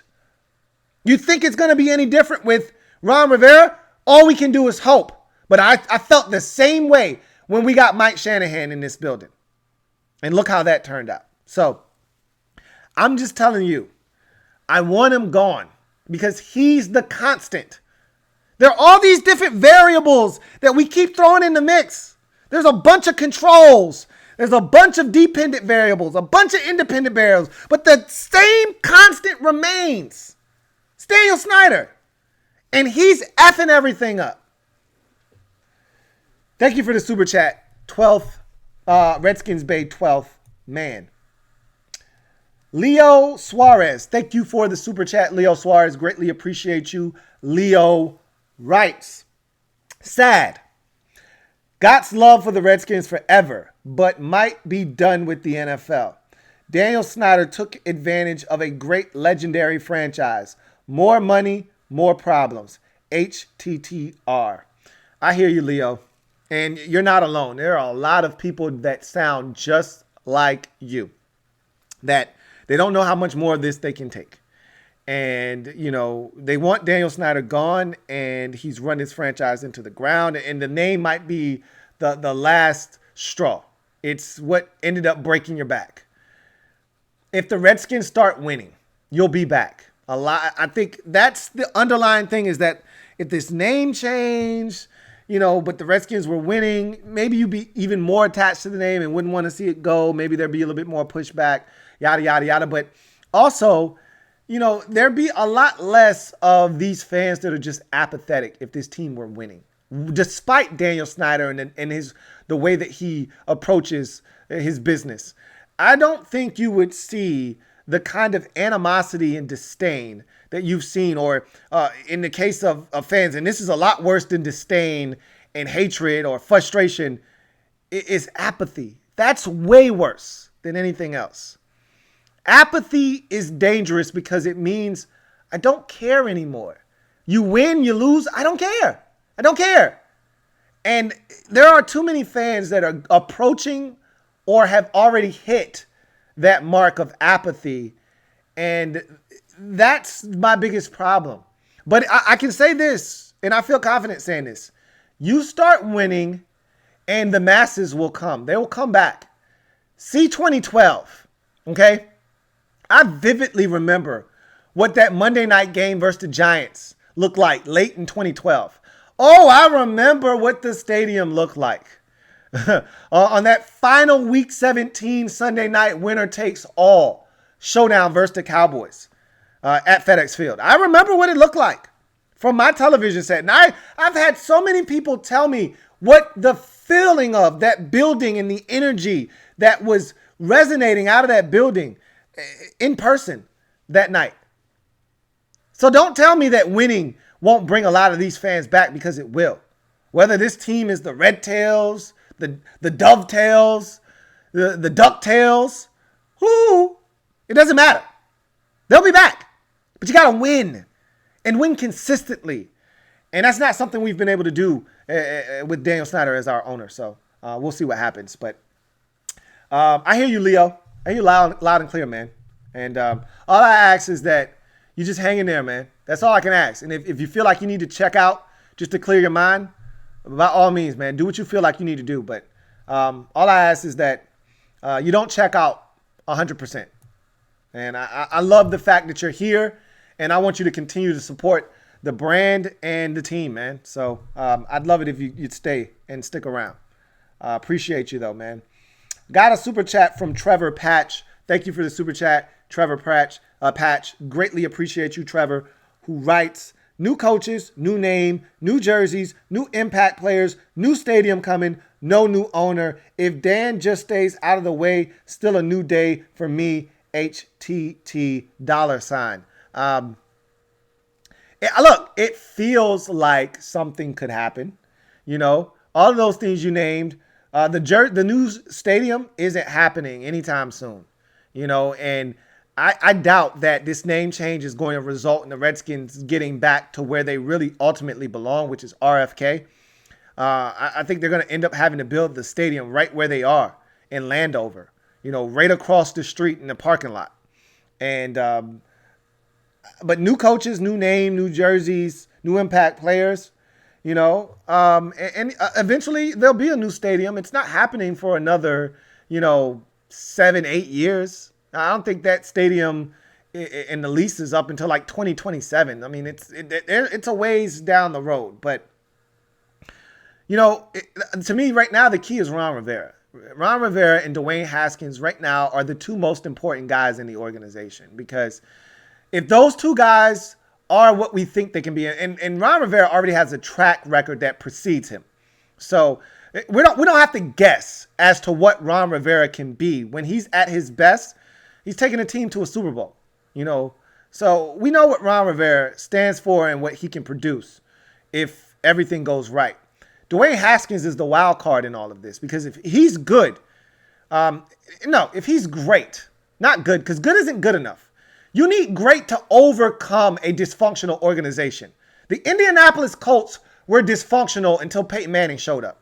His greatness elevated what was once a very dysfunctional and poorly run franchise by the Ursays in Indianapolis. So you need a great quarterback to do that. Kurt Warner took the Cardinals franchise that was once downtrodden and one of the worst and most poorly run organizations by the Bidwells in the league, and turned them into a potential Super Bowl winner with Kurt Warner. That was not good. That was a future Hall of Famer under the center. So you can turn around a desolate franchise if you have a great quarterback. The Houston Texans are one player away from being one of the worst teams in football because of their coach / GM / team president. All right. And Bill O'Brien. But Deshaun Watson is so effing great that he won't allow Bill O'Brien to fail. So if Dwayne Haskins is great, then this thing will turn around. If he's good, maybe. I can't guarantee you anything. If he's great, we got a shot at sustained success. But Rivera and Haskins, to me, are the two most important, non-front office personnel people within this organization right now. When you're just talking about the people that can have the greatest impact right away, you're talking about Ron Rivera and Dwayne Haskins. So thank you for the super chat, Trevor Patch. Greatly appreciate it. Got another super chat. This one from GearCell1. Greatly appreciate the super chat, GearCell1. Thank you so much. My man, GearCell1 writes, HTT ? We got Dunbar robbing people with Jordache skinny jeans. Capri Bibs in a see-through white suit with black boxers, and Larry Michael wearing shorts with patent leather dress shoes. What the hell is going on in DC, man? A lot of nastiness is going on. That's what you just described. A lot of nastiness is going on, man. We had to run Dunny out of town, and he telling people run him his money and all they jewels. You got Capri Bibbs over here talking about being nasty with a member of the franchise and organization, and talking about Jay Gruden being nasty with that same member of the organization. And then you got Larry Michael just being an old, nasty man. And so a lot of nastiness going on, man, all while committing fashion faux pas left and right with skinny Jordache jeans, see-through white suit with black boxers, and Larry Michael over here with patent leather dress shoes on and shorts. I can't explain it, man. All I can say is all of it is nasty. Thank you, as always, for the humor and the super chat, GearCell1. Greatly appreciate you. Got another super chat. This one, wow. I'm not very active during the offseason, but I had to come back with all this drama at Redskins Park.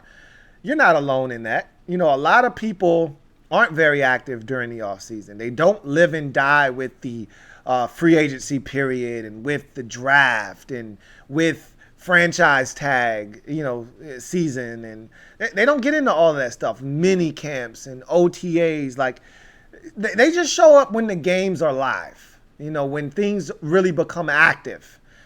You're not alone in that. And the NFL is a year-long business now. And so you can either sign up for all 12 months of it, or you can say, I'm good, I'll just do the 6 months and then I'll check out. Either way is fine. And so I get it. And there has been a lot of craziness going on at Redskins Park. But then again, it seems like the real question is, when isn't there some drama at Redskins Park? So I thank you for checking me out, though, and dropping by and dropping off some love while you were here, man. And don't go too far because the season's about to start. Training camp's about to get kicked off here in the next week or two. So don't go too far.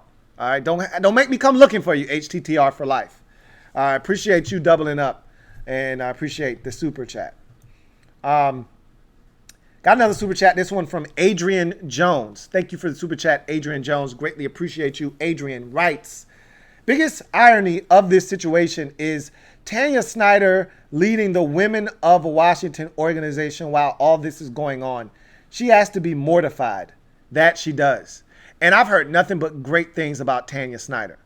She's a cancer survivor, so she's big on that front. We've seen the breast cancer movement that the Redskins have been a part of with the Women of Washington organization. She's done a lot of good things, a lot of charitable organizations that she's been the head of. Daniel Snyder has done a lot of charitable things in the community as well. I don't want to discount that, but I think that is the biggest irony of all of this is that she's been one that has been an advocate for women, not just in this organization but overall, and to see that this was happening in this organization with women working for the franchise, like you said, she had to be mortified with this coming out. And so hopefully she's lighting the fire under Dan's ass, telling him he's got to get his shit in gear and be a little bit more of a micromanager when it comes to the affairs of what's going on under his roof at Redskins Park. So I agree with you that is tremendous irony there. Thank you for the super chat, Adrian Jones. Got another super chat. Thank you for the super chat, Waleed Asheroff. Greatly appreciate you, Waleed Asheroff, for the super chat. Waleed writes, hey, Louie, keep up the good work.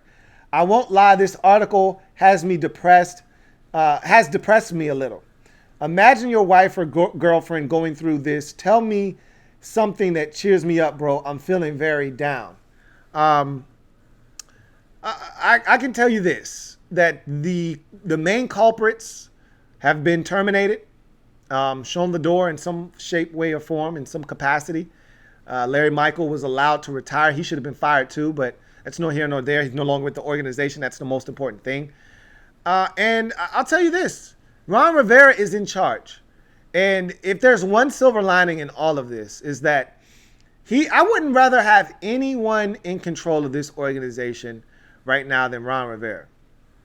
Maybe outside of a Mike Tomlin, but even, Rivera has some of those same qualities about him. He's a straightforward guy, not going to sugarcoat anything, very transparent, tells you everything that he's thinking, gives it to you straight, no chaser, and has been consistent since day one, since he got here. And I love it. And so, I would tell you that the one positive I can give you of all of this is that Ron Rivera has been the one calming voice and influence on this franchise with everything going on, whether it's name change or it's, this whole scandal situation. Ron Rivera has been consistent. We're changing the culture. That's been his message since day one. And everything that he's done to this point has built towards changing the culture. And I have no reason to believe that he's not going to continue to succeed in changing the culture and giving us a fair shot at being a reputable and successful NFL franchise. So there you go. That's all I got. That's all I got for you. Hopefully that helped you a bit. But I appreciate you. Thank you for the super chat. Waleed Asheroff. I got another super chat here from Brandon Brantley. Thank you for the super chat, Brandon Brantley. Greatly appreciate you, Brandon. Thank you for the super chat. Brandon writes, so Louis, do you think there's a chance of a domino effect between the cheerleading scandal and now these new allegations? Just trying to be positive. There's a link between the two, obviously. Of course there is. I talked about this yesterday. I said, look, it's not far-fetched. It's not a stretch to think that those two things have something to do with one another. Now, I thought it was on a much larger scale than what we got in this article. But again, what we got in this article, let's not dismiss what we got in this article. It was disgusting. It was vile. It was nasty. Okay? It was gross. So let's not belittle nor, shortchange the experiences that these women went through while working for this organization. That being said, we already had an inkling of what was going on behind the closed doors. We heard about, the private parties for the sponsors and, the naked photo shoots and the women having to put up barricades around, women as they were changing because these nasty old men were trying to take peeks. We heard about all of this, We heard about them potentially being pimped out, which I don't know, the validity of that or, if there's any truth to any of that. But we heard about all of that stuff. So none of this should have come as a surprise to any of you out there, But I don't think there's going to be a domino effect. I think it's just going to be a lot of people saying more of what they've already been saying about this franchise, which is they go to damn Redskins again, being a damn Redskins, And I mean, at the end of the day, what are you going to say? That's the reputation that we've built for ourselves. We have no one to blame for the outside perception of this organization, but us. And when I say us, not us as fans, but the organization itself. They created this perception, whether right or wrong. And honestly, it's right. They haven't done enough to dispel what the outside media looks at as dysfunction and a mess. And that's what we've been for just short of 2 decades. So thank you for the super chat, Brandon Brantley. Got another super chat. This one is from Waleed Asheroff. Double up. Thank you for doubling up, Waleed Asheroff. Greatly appreciate you. Waleed writes, do you think Jay Gruden was a good coach? I think he was. He just never had a chance with this management. We mostly played competitive football. I think Jay Gruden was a good offensive mind, but it takes more than just being a smart offensive coach to be a good NFL head coach. And that's the difference between being a positional coach, a coordinator, and a head coach is how do you manage personalities? How do you lead? Can you get 53 men with 53 different agendas? Can you get, 6 or 7 different factions and cliques within your within your locker room? Can you get everyone on one accord and get them to follow you? Can you rule with enough authority that players somewhat fear you, but more than anything else and above all else, respect you and what you say goes? That was never Jay Gruden. That was never his thing. That wasn't his MO. We all have heard and know stories about Club J. Training camp was never rough enough. It was never rugged enough. I don't think he always had the respect of his players. But I think Jay was a guy that was go along to get along. I've said that a lot of times. I stole that one from Kevin Sheehan. He's always used that to refer to Jay Gruden and describe his temperament as Redskins head coach. And I couldn't agree with him more, which is why I just used it. I couldn't come up with a better phrase to use when talking Jay Gruden, because that was perfect. Jay Gruden was always just a guy. He was a jag as a head coach. I felt like if, there was more talent on this team, I think, and guys that could police themselves, if there was more leadership here, if Santana Moss and London Fletcher, I'll say this, if Jay Gruden had the roster from 2007 to 2010, or 2009, excuse me, the end of the Joe Gibbs 2.0 and both of the Zorn years, if he had that roster, I think he would have won. And Kirk Cousins as quarterback. Let me make sure, because the quarterback play was trash those years.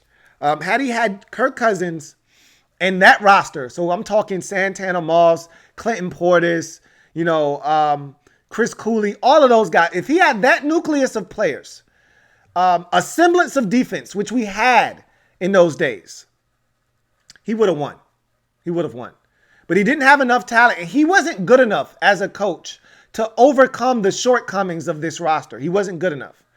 And he didn't have enough leadership. He didn't have the London Fletchers in the locker room, the Santana Mosses, the Clinton Portises, guys that would police themselves. He didn't have enough of those guys in the locker room that would hold guys accountable. He didn't have Cornelius Griffin in the locker room. It wasn't enough of those guys. So had he had a group like that and he was just allowed to coach, I think he would have won more and he would have been more successful here.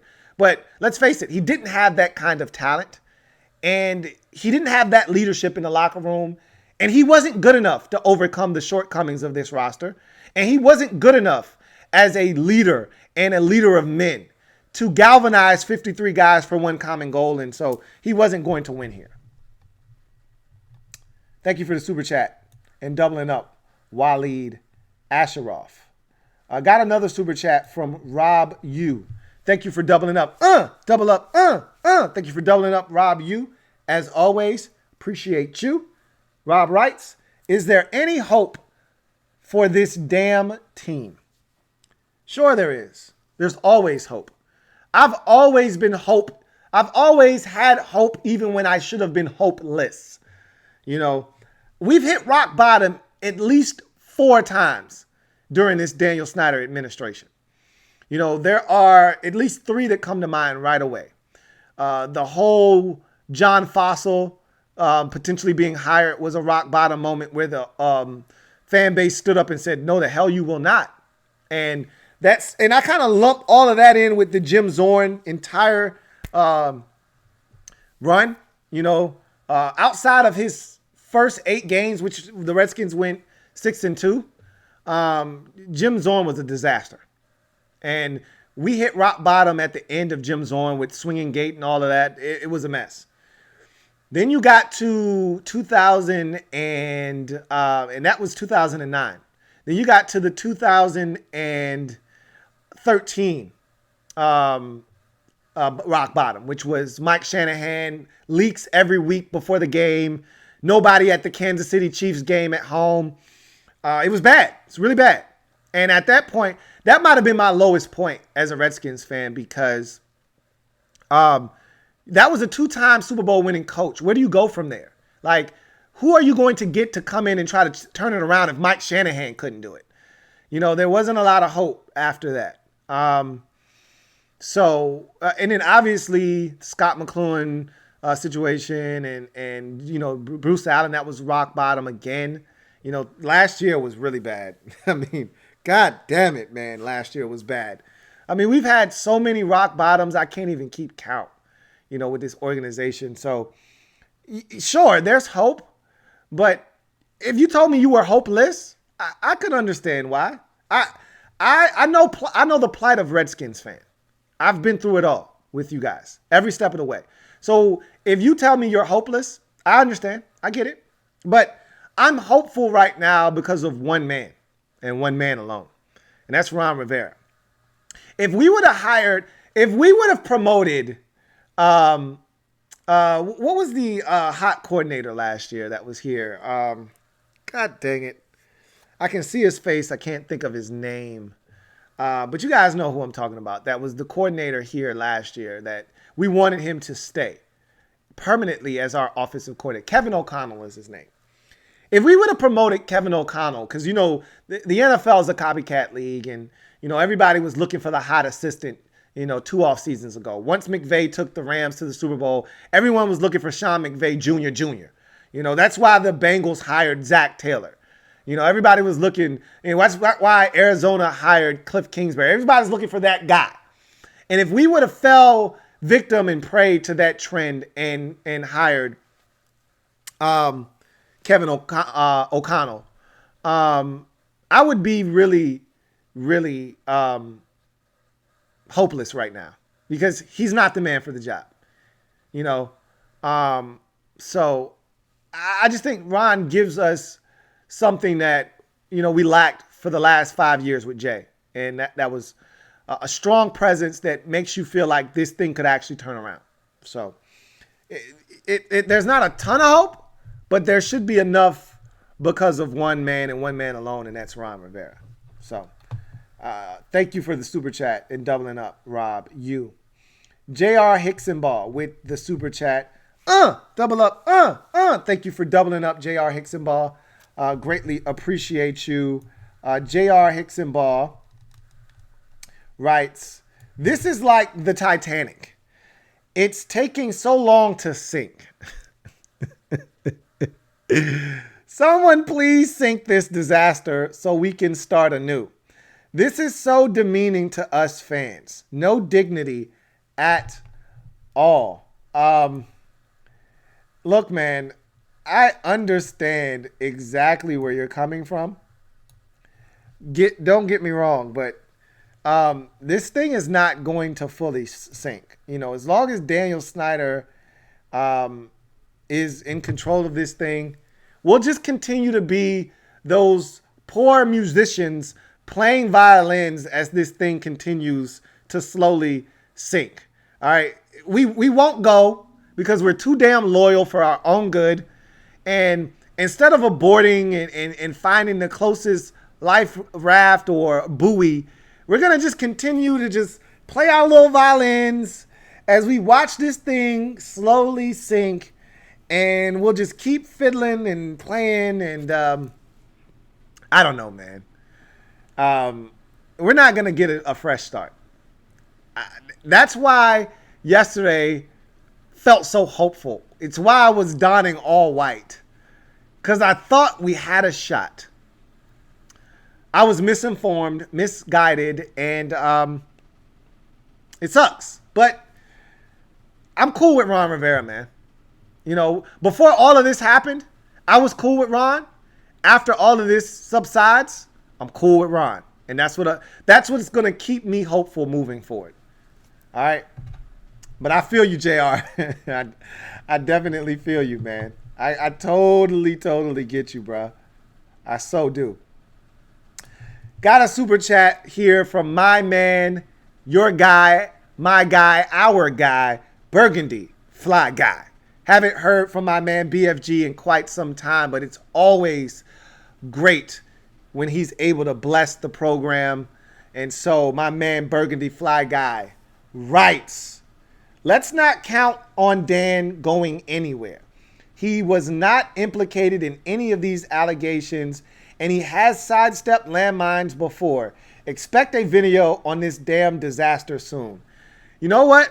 If it takes this kind of a disaster to get you to do a video, sign me up, man. I've missed your content, and I've already said it, BFG. Dan isn't going anywhere. He wasn't implicated at all in that piece, and there's really no sidestepping necessary for him here. You know, he's in the clear. They've taken all the necessary steps that they've needed to kind of rid themselves of this problem, at least on the surface, by firing the guys that were implicated in this.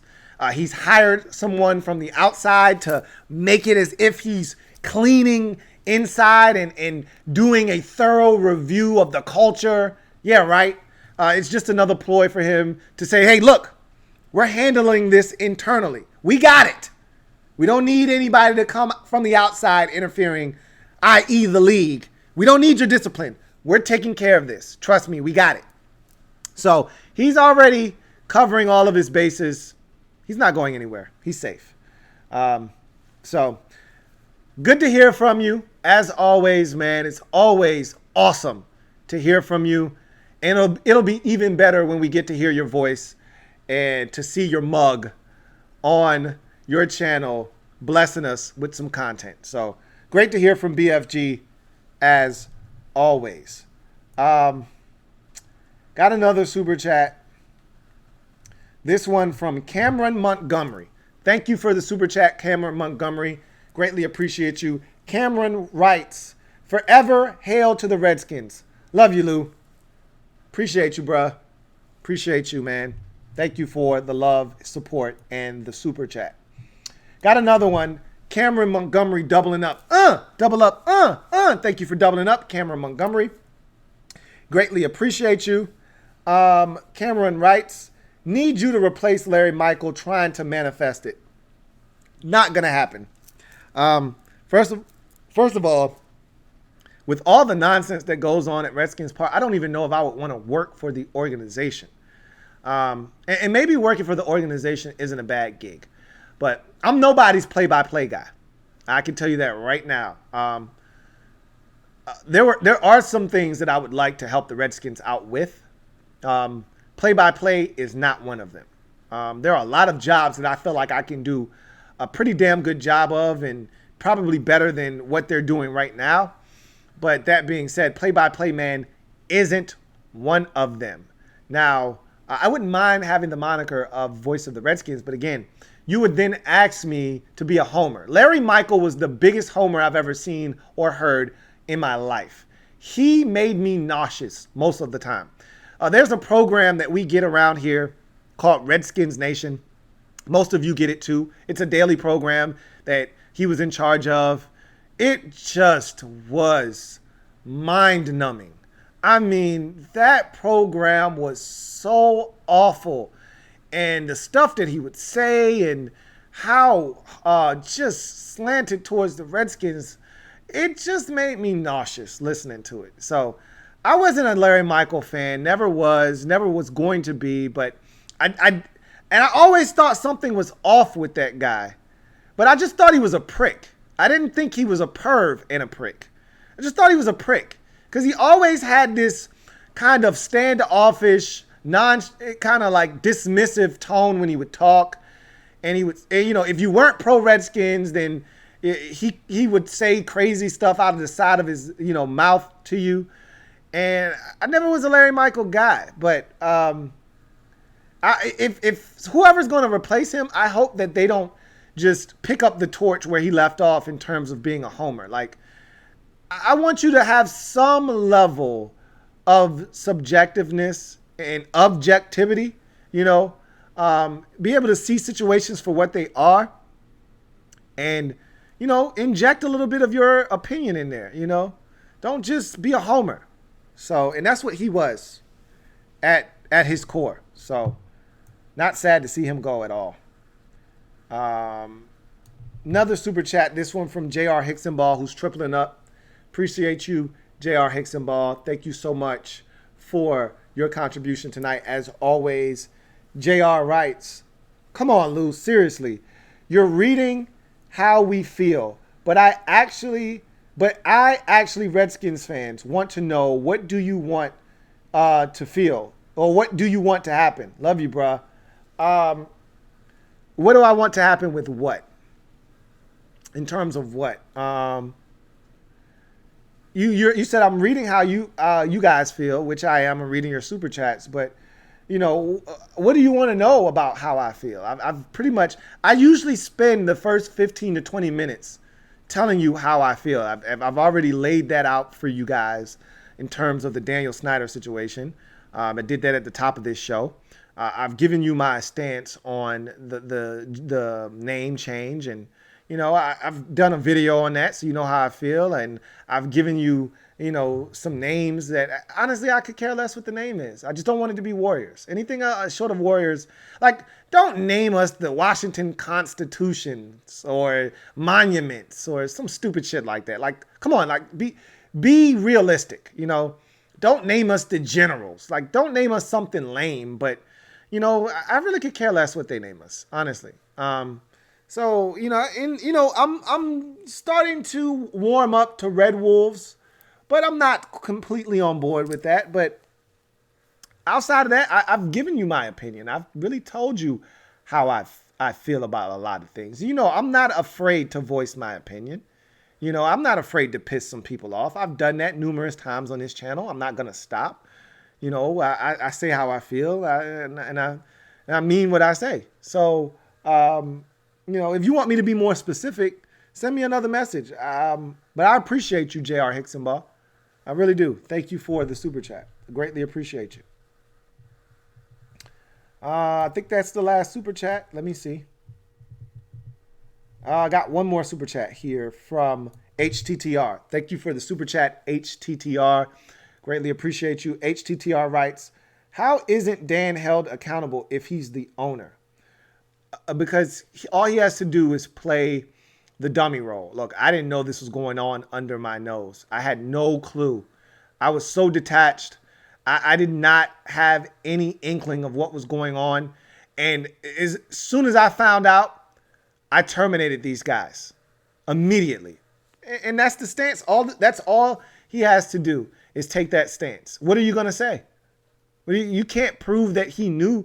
Again, that's why we needed a smoking gun. That's why I said I needed one of those 15 women to step forward and say, I approached Daniel Snyder about this harassment and nothing was done.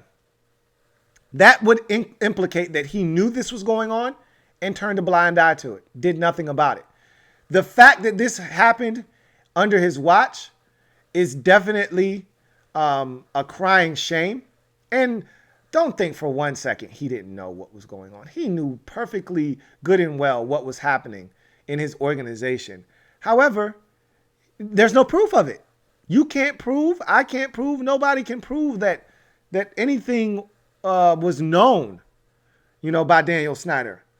So all he's got to say is, I had no clue what was going on.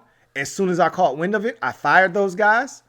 And I'm bringing somebody in right now to do a thorough investigation on this culture here that we have to make sure that this never happens again.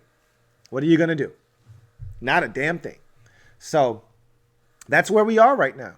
Essentially, that's where we are. But I think that's the last super chat. I do want to talk about Brandon Sheriff real quick because I haven't had a chance to talk about that tonight. So I do want to leave on that note, leave with something football related. The Redskins decided not to extend a long-term offer. And I don't know if a long-term deal was ever extended to Brandon Sheriff, at least one that was worthy of him signing. Haven't heard of any deal that was sent his way that, he refused and offered up a rebuttal to. But it makes a lot of sense. And I think I said this yesterday, but I will reiterate it once more, and then we'll get out of here if there are no more super chats. That I totally get it. Rivera has really not extended anyone that was on the roster last year. Anybody that's on the final year of their deal, like a Ryan Kerrigan, they're just going to let it play out and see what they have and then go from there next year. They got a ton of cap space, so it's not a money situation. If they wanted to do these deals, they could.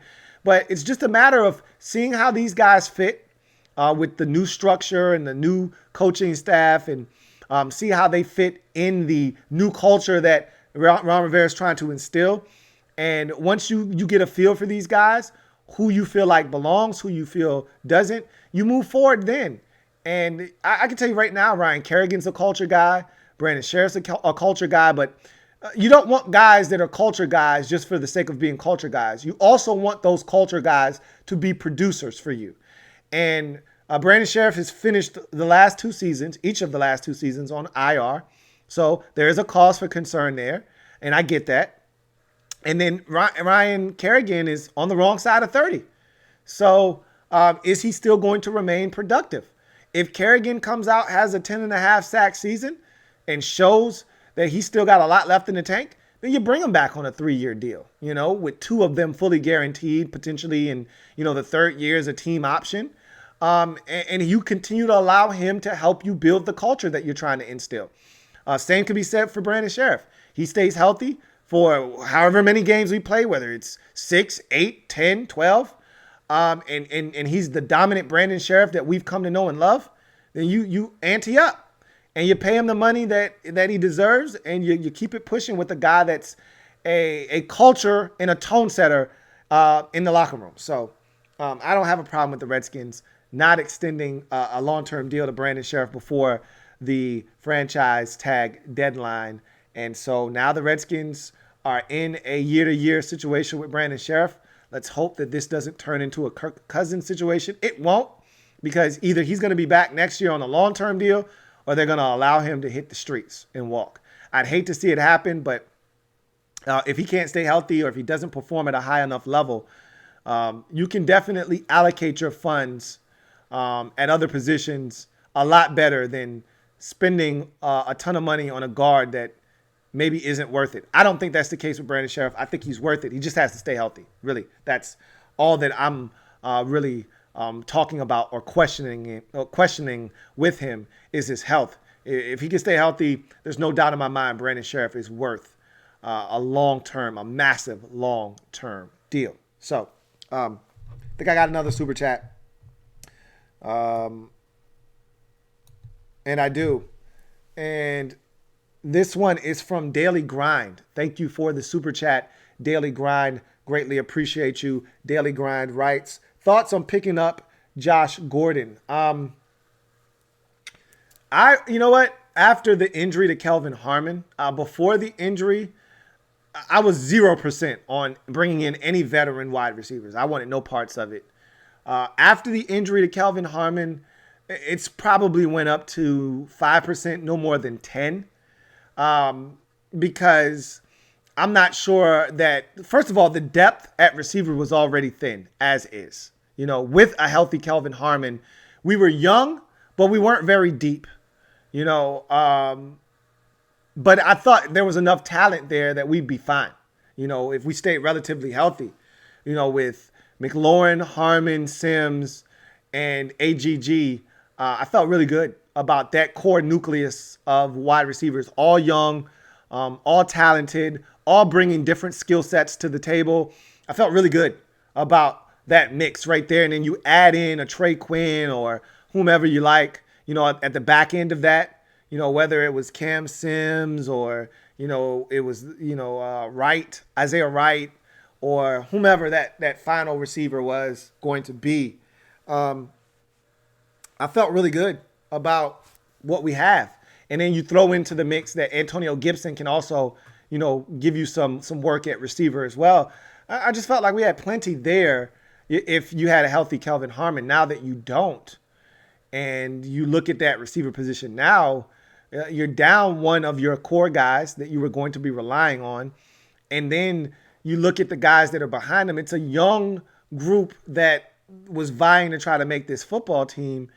And we know most of them. We know the Darvin Kidseys of the world. We've seen him play enough. I've seen a lot of Cam Sims. I'm not blown away, And so when I look at that, and I look at Isaiah Wright, I wasn't blown away by his tape at Temple. He's not a true wide receiver. He's more of a gadget guy. There's not a lot that gets you excited. Emmanuel Hall tears his ACL as well. So that's one less guy in there vying for a spot. But if you would have asked me this time last year if, Steven Sims was on my radar, I'd have told you hell no. So I just want to see the young boys get an opportunity. As I mentioned, one man's plight is potentially another man's flight. You're going to get an opportunity. Let's see what you do with it. And I want to see what the young boys have. If you get into camp and you realize this ain't it, this ain't it, I wouldn't be opposed to Josh Gordon. I want no parts of Antonio Brown. I want no parts of Des Bryant. I want no parts of Chris Hogan or any of those guys because he has experience with Ron Rivera and Scott Turner in Carolina. I want no parts of any of those dudes. The only one I would be open to signing is Josh Gordon. But I would like to see what the young boys have first, to be honest with you. So that's my thought on Josh Gordon.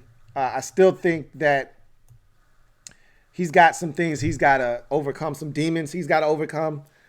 But he'd be the only one that I'd be interested in. But again, I don't want anybody from the outside coming in. We're a young football team, and we're not winning anything. At least I don't believe we are, of note, right away, right out of the gate. Let's see what you got. That's what this season is all about. It's not about bringing in a bunch of veterans and trying to fast track this thing. It's about this team growing together and having this window of opportunity, in the next 5 to 7 years with a young nucleus of talented football players. That's what it's about. The only way you find out what you got is by playing them. So, with that being said, that's going to do it for me, your man Louis T. Thank you for joining me. Make sure you, 1, like this video. 2, subscribe to the Louis T Network. Or maybe I should have said that the other way around. Subscribe to the Louis T Network if you haven't already done so. 2, like this video. See 112 likes. Let's try to get that to 120, 130 before I get out of here. Also, turn on your notifications so you don't miss a thing. Whether it's a post on YouTube or it's a video or it's a live stream. Make sure you don't miss a thing by turning on that notification bell. All right. I am a Redskins fan etched in burgundy and gold. My Redskins spirit will never die. Redskins spirit will never fold until we meet again. Hail to our beloved Watch the Redskins. I thank you guys for joining me tonight. This was a great stream. And it was therapeutic. We all needed this. Another black eye on the franchise, but what's new? We've been punched in the face before. It may not be the last time either. We're hoping with Ron Rivera, this is one of the last times we'll be hit in the face with another haymaker of epic proportions that cast a dark shadow over the organization. But we've been here before. And hopefully we won't have to go down this road again. Hopefully change is a-coming, and Ron Rivera will be the one spearheading that change. But nonetheless, I'm officially back, like cook crack. And expect the podcast next week to be back in full swing. And expect a lot of content coming out as we get closer and closer to training camp. Redskins will be among a slew of teams hitting training camp next week. So we'll get this party started, man, and we'll start this thing all over again. Bart Scott! Can't wait. Until next time, I'm your man Louis T signing off. If it's not your man T, it's not, I repeat, not the best NFL coverage it could be. Until next time, you guys stay safe, take care, and I'll get at you guys next time. Have a good one. Louis T Network.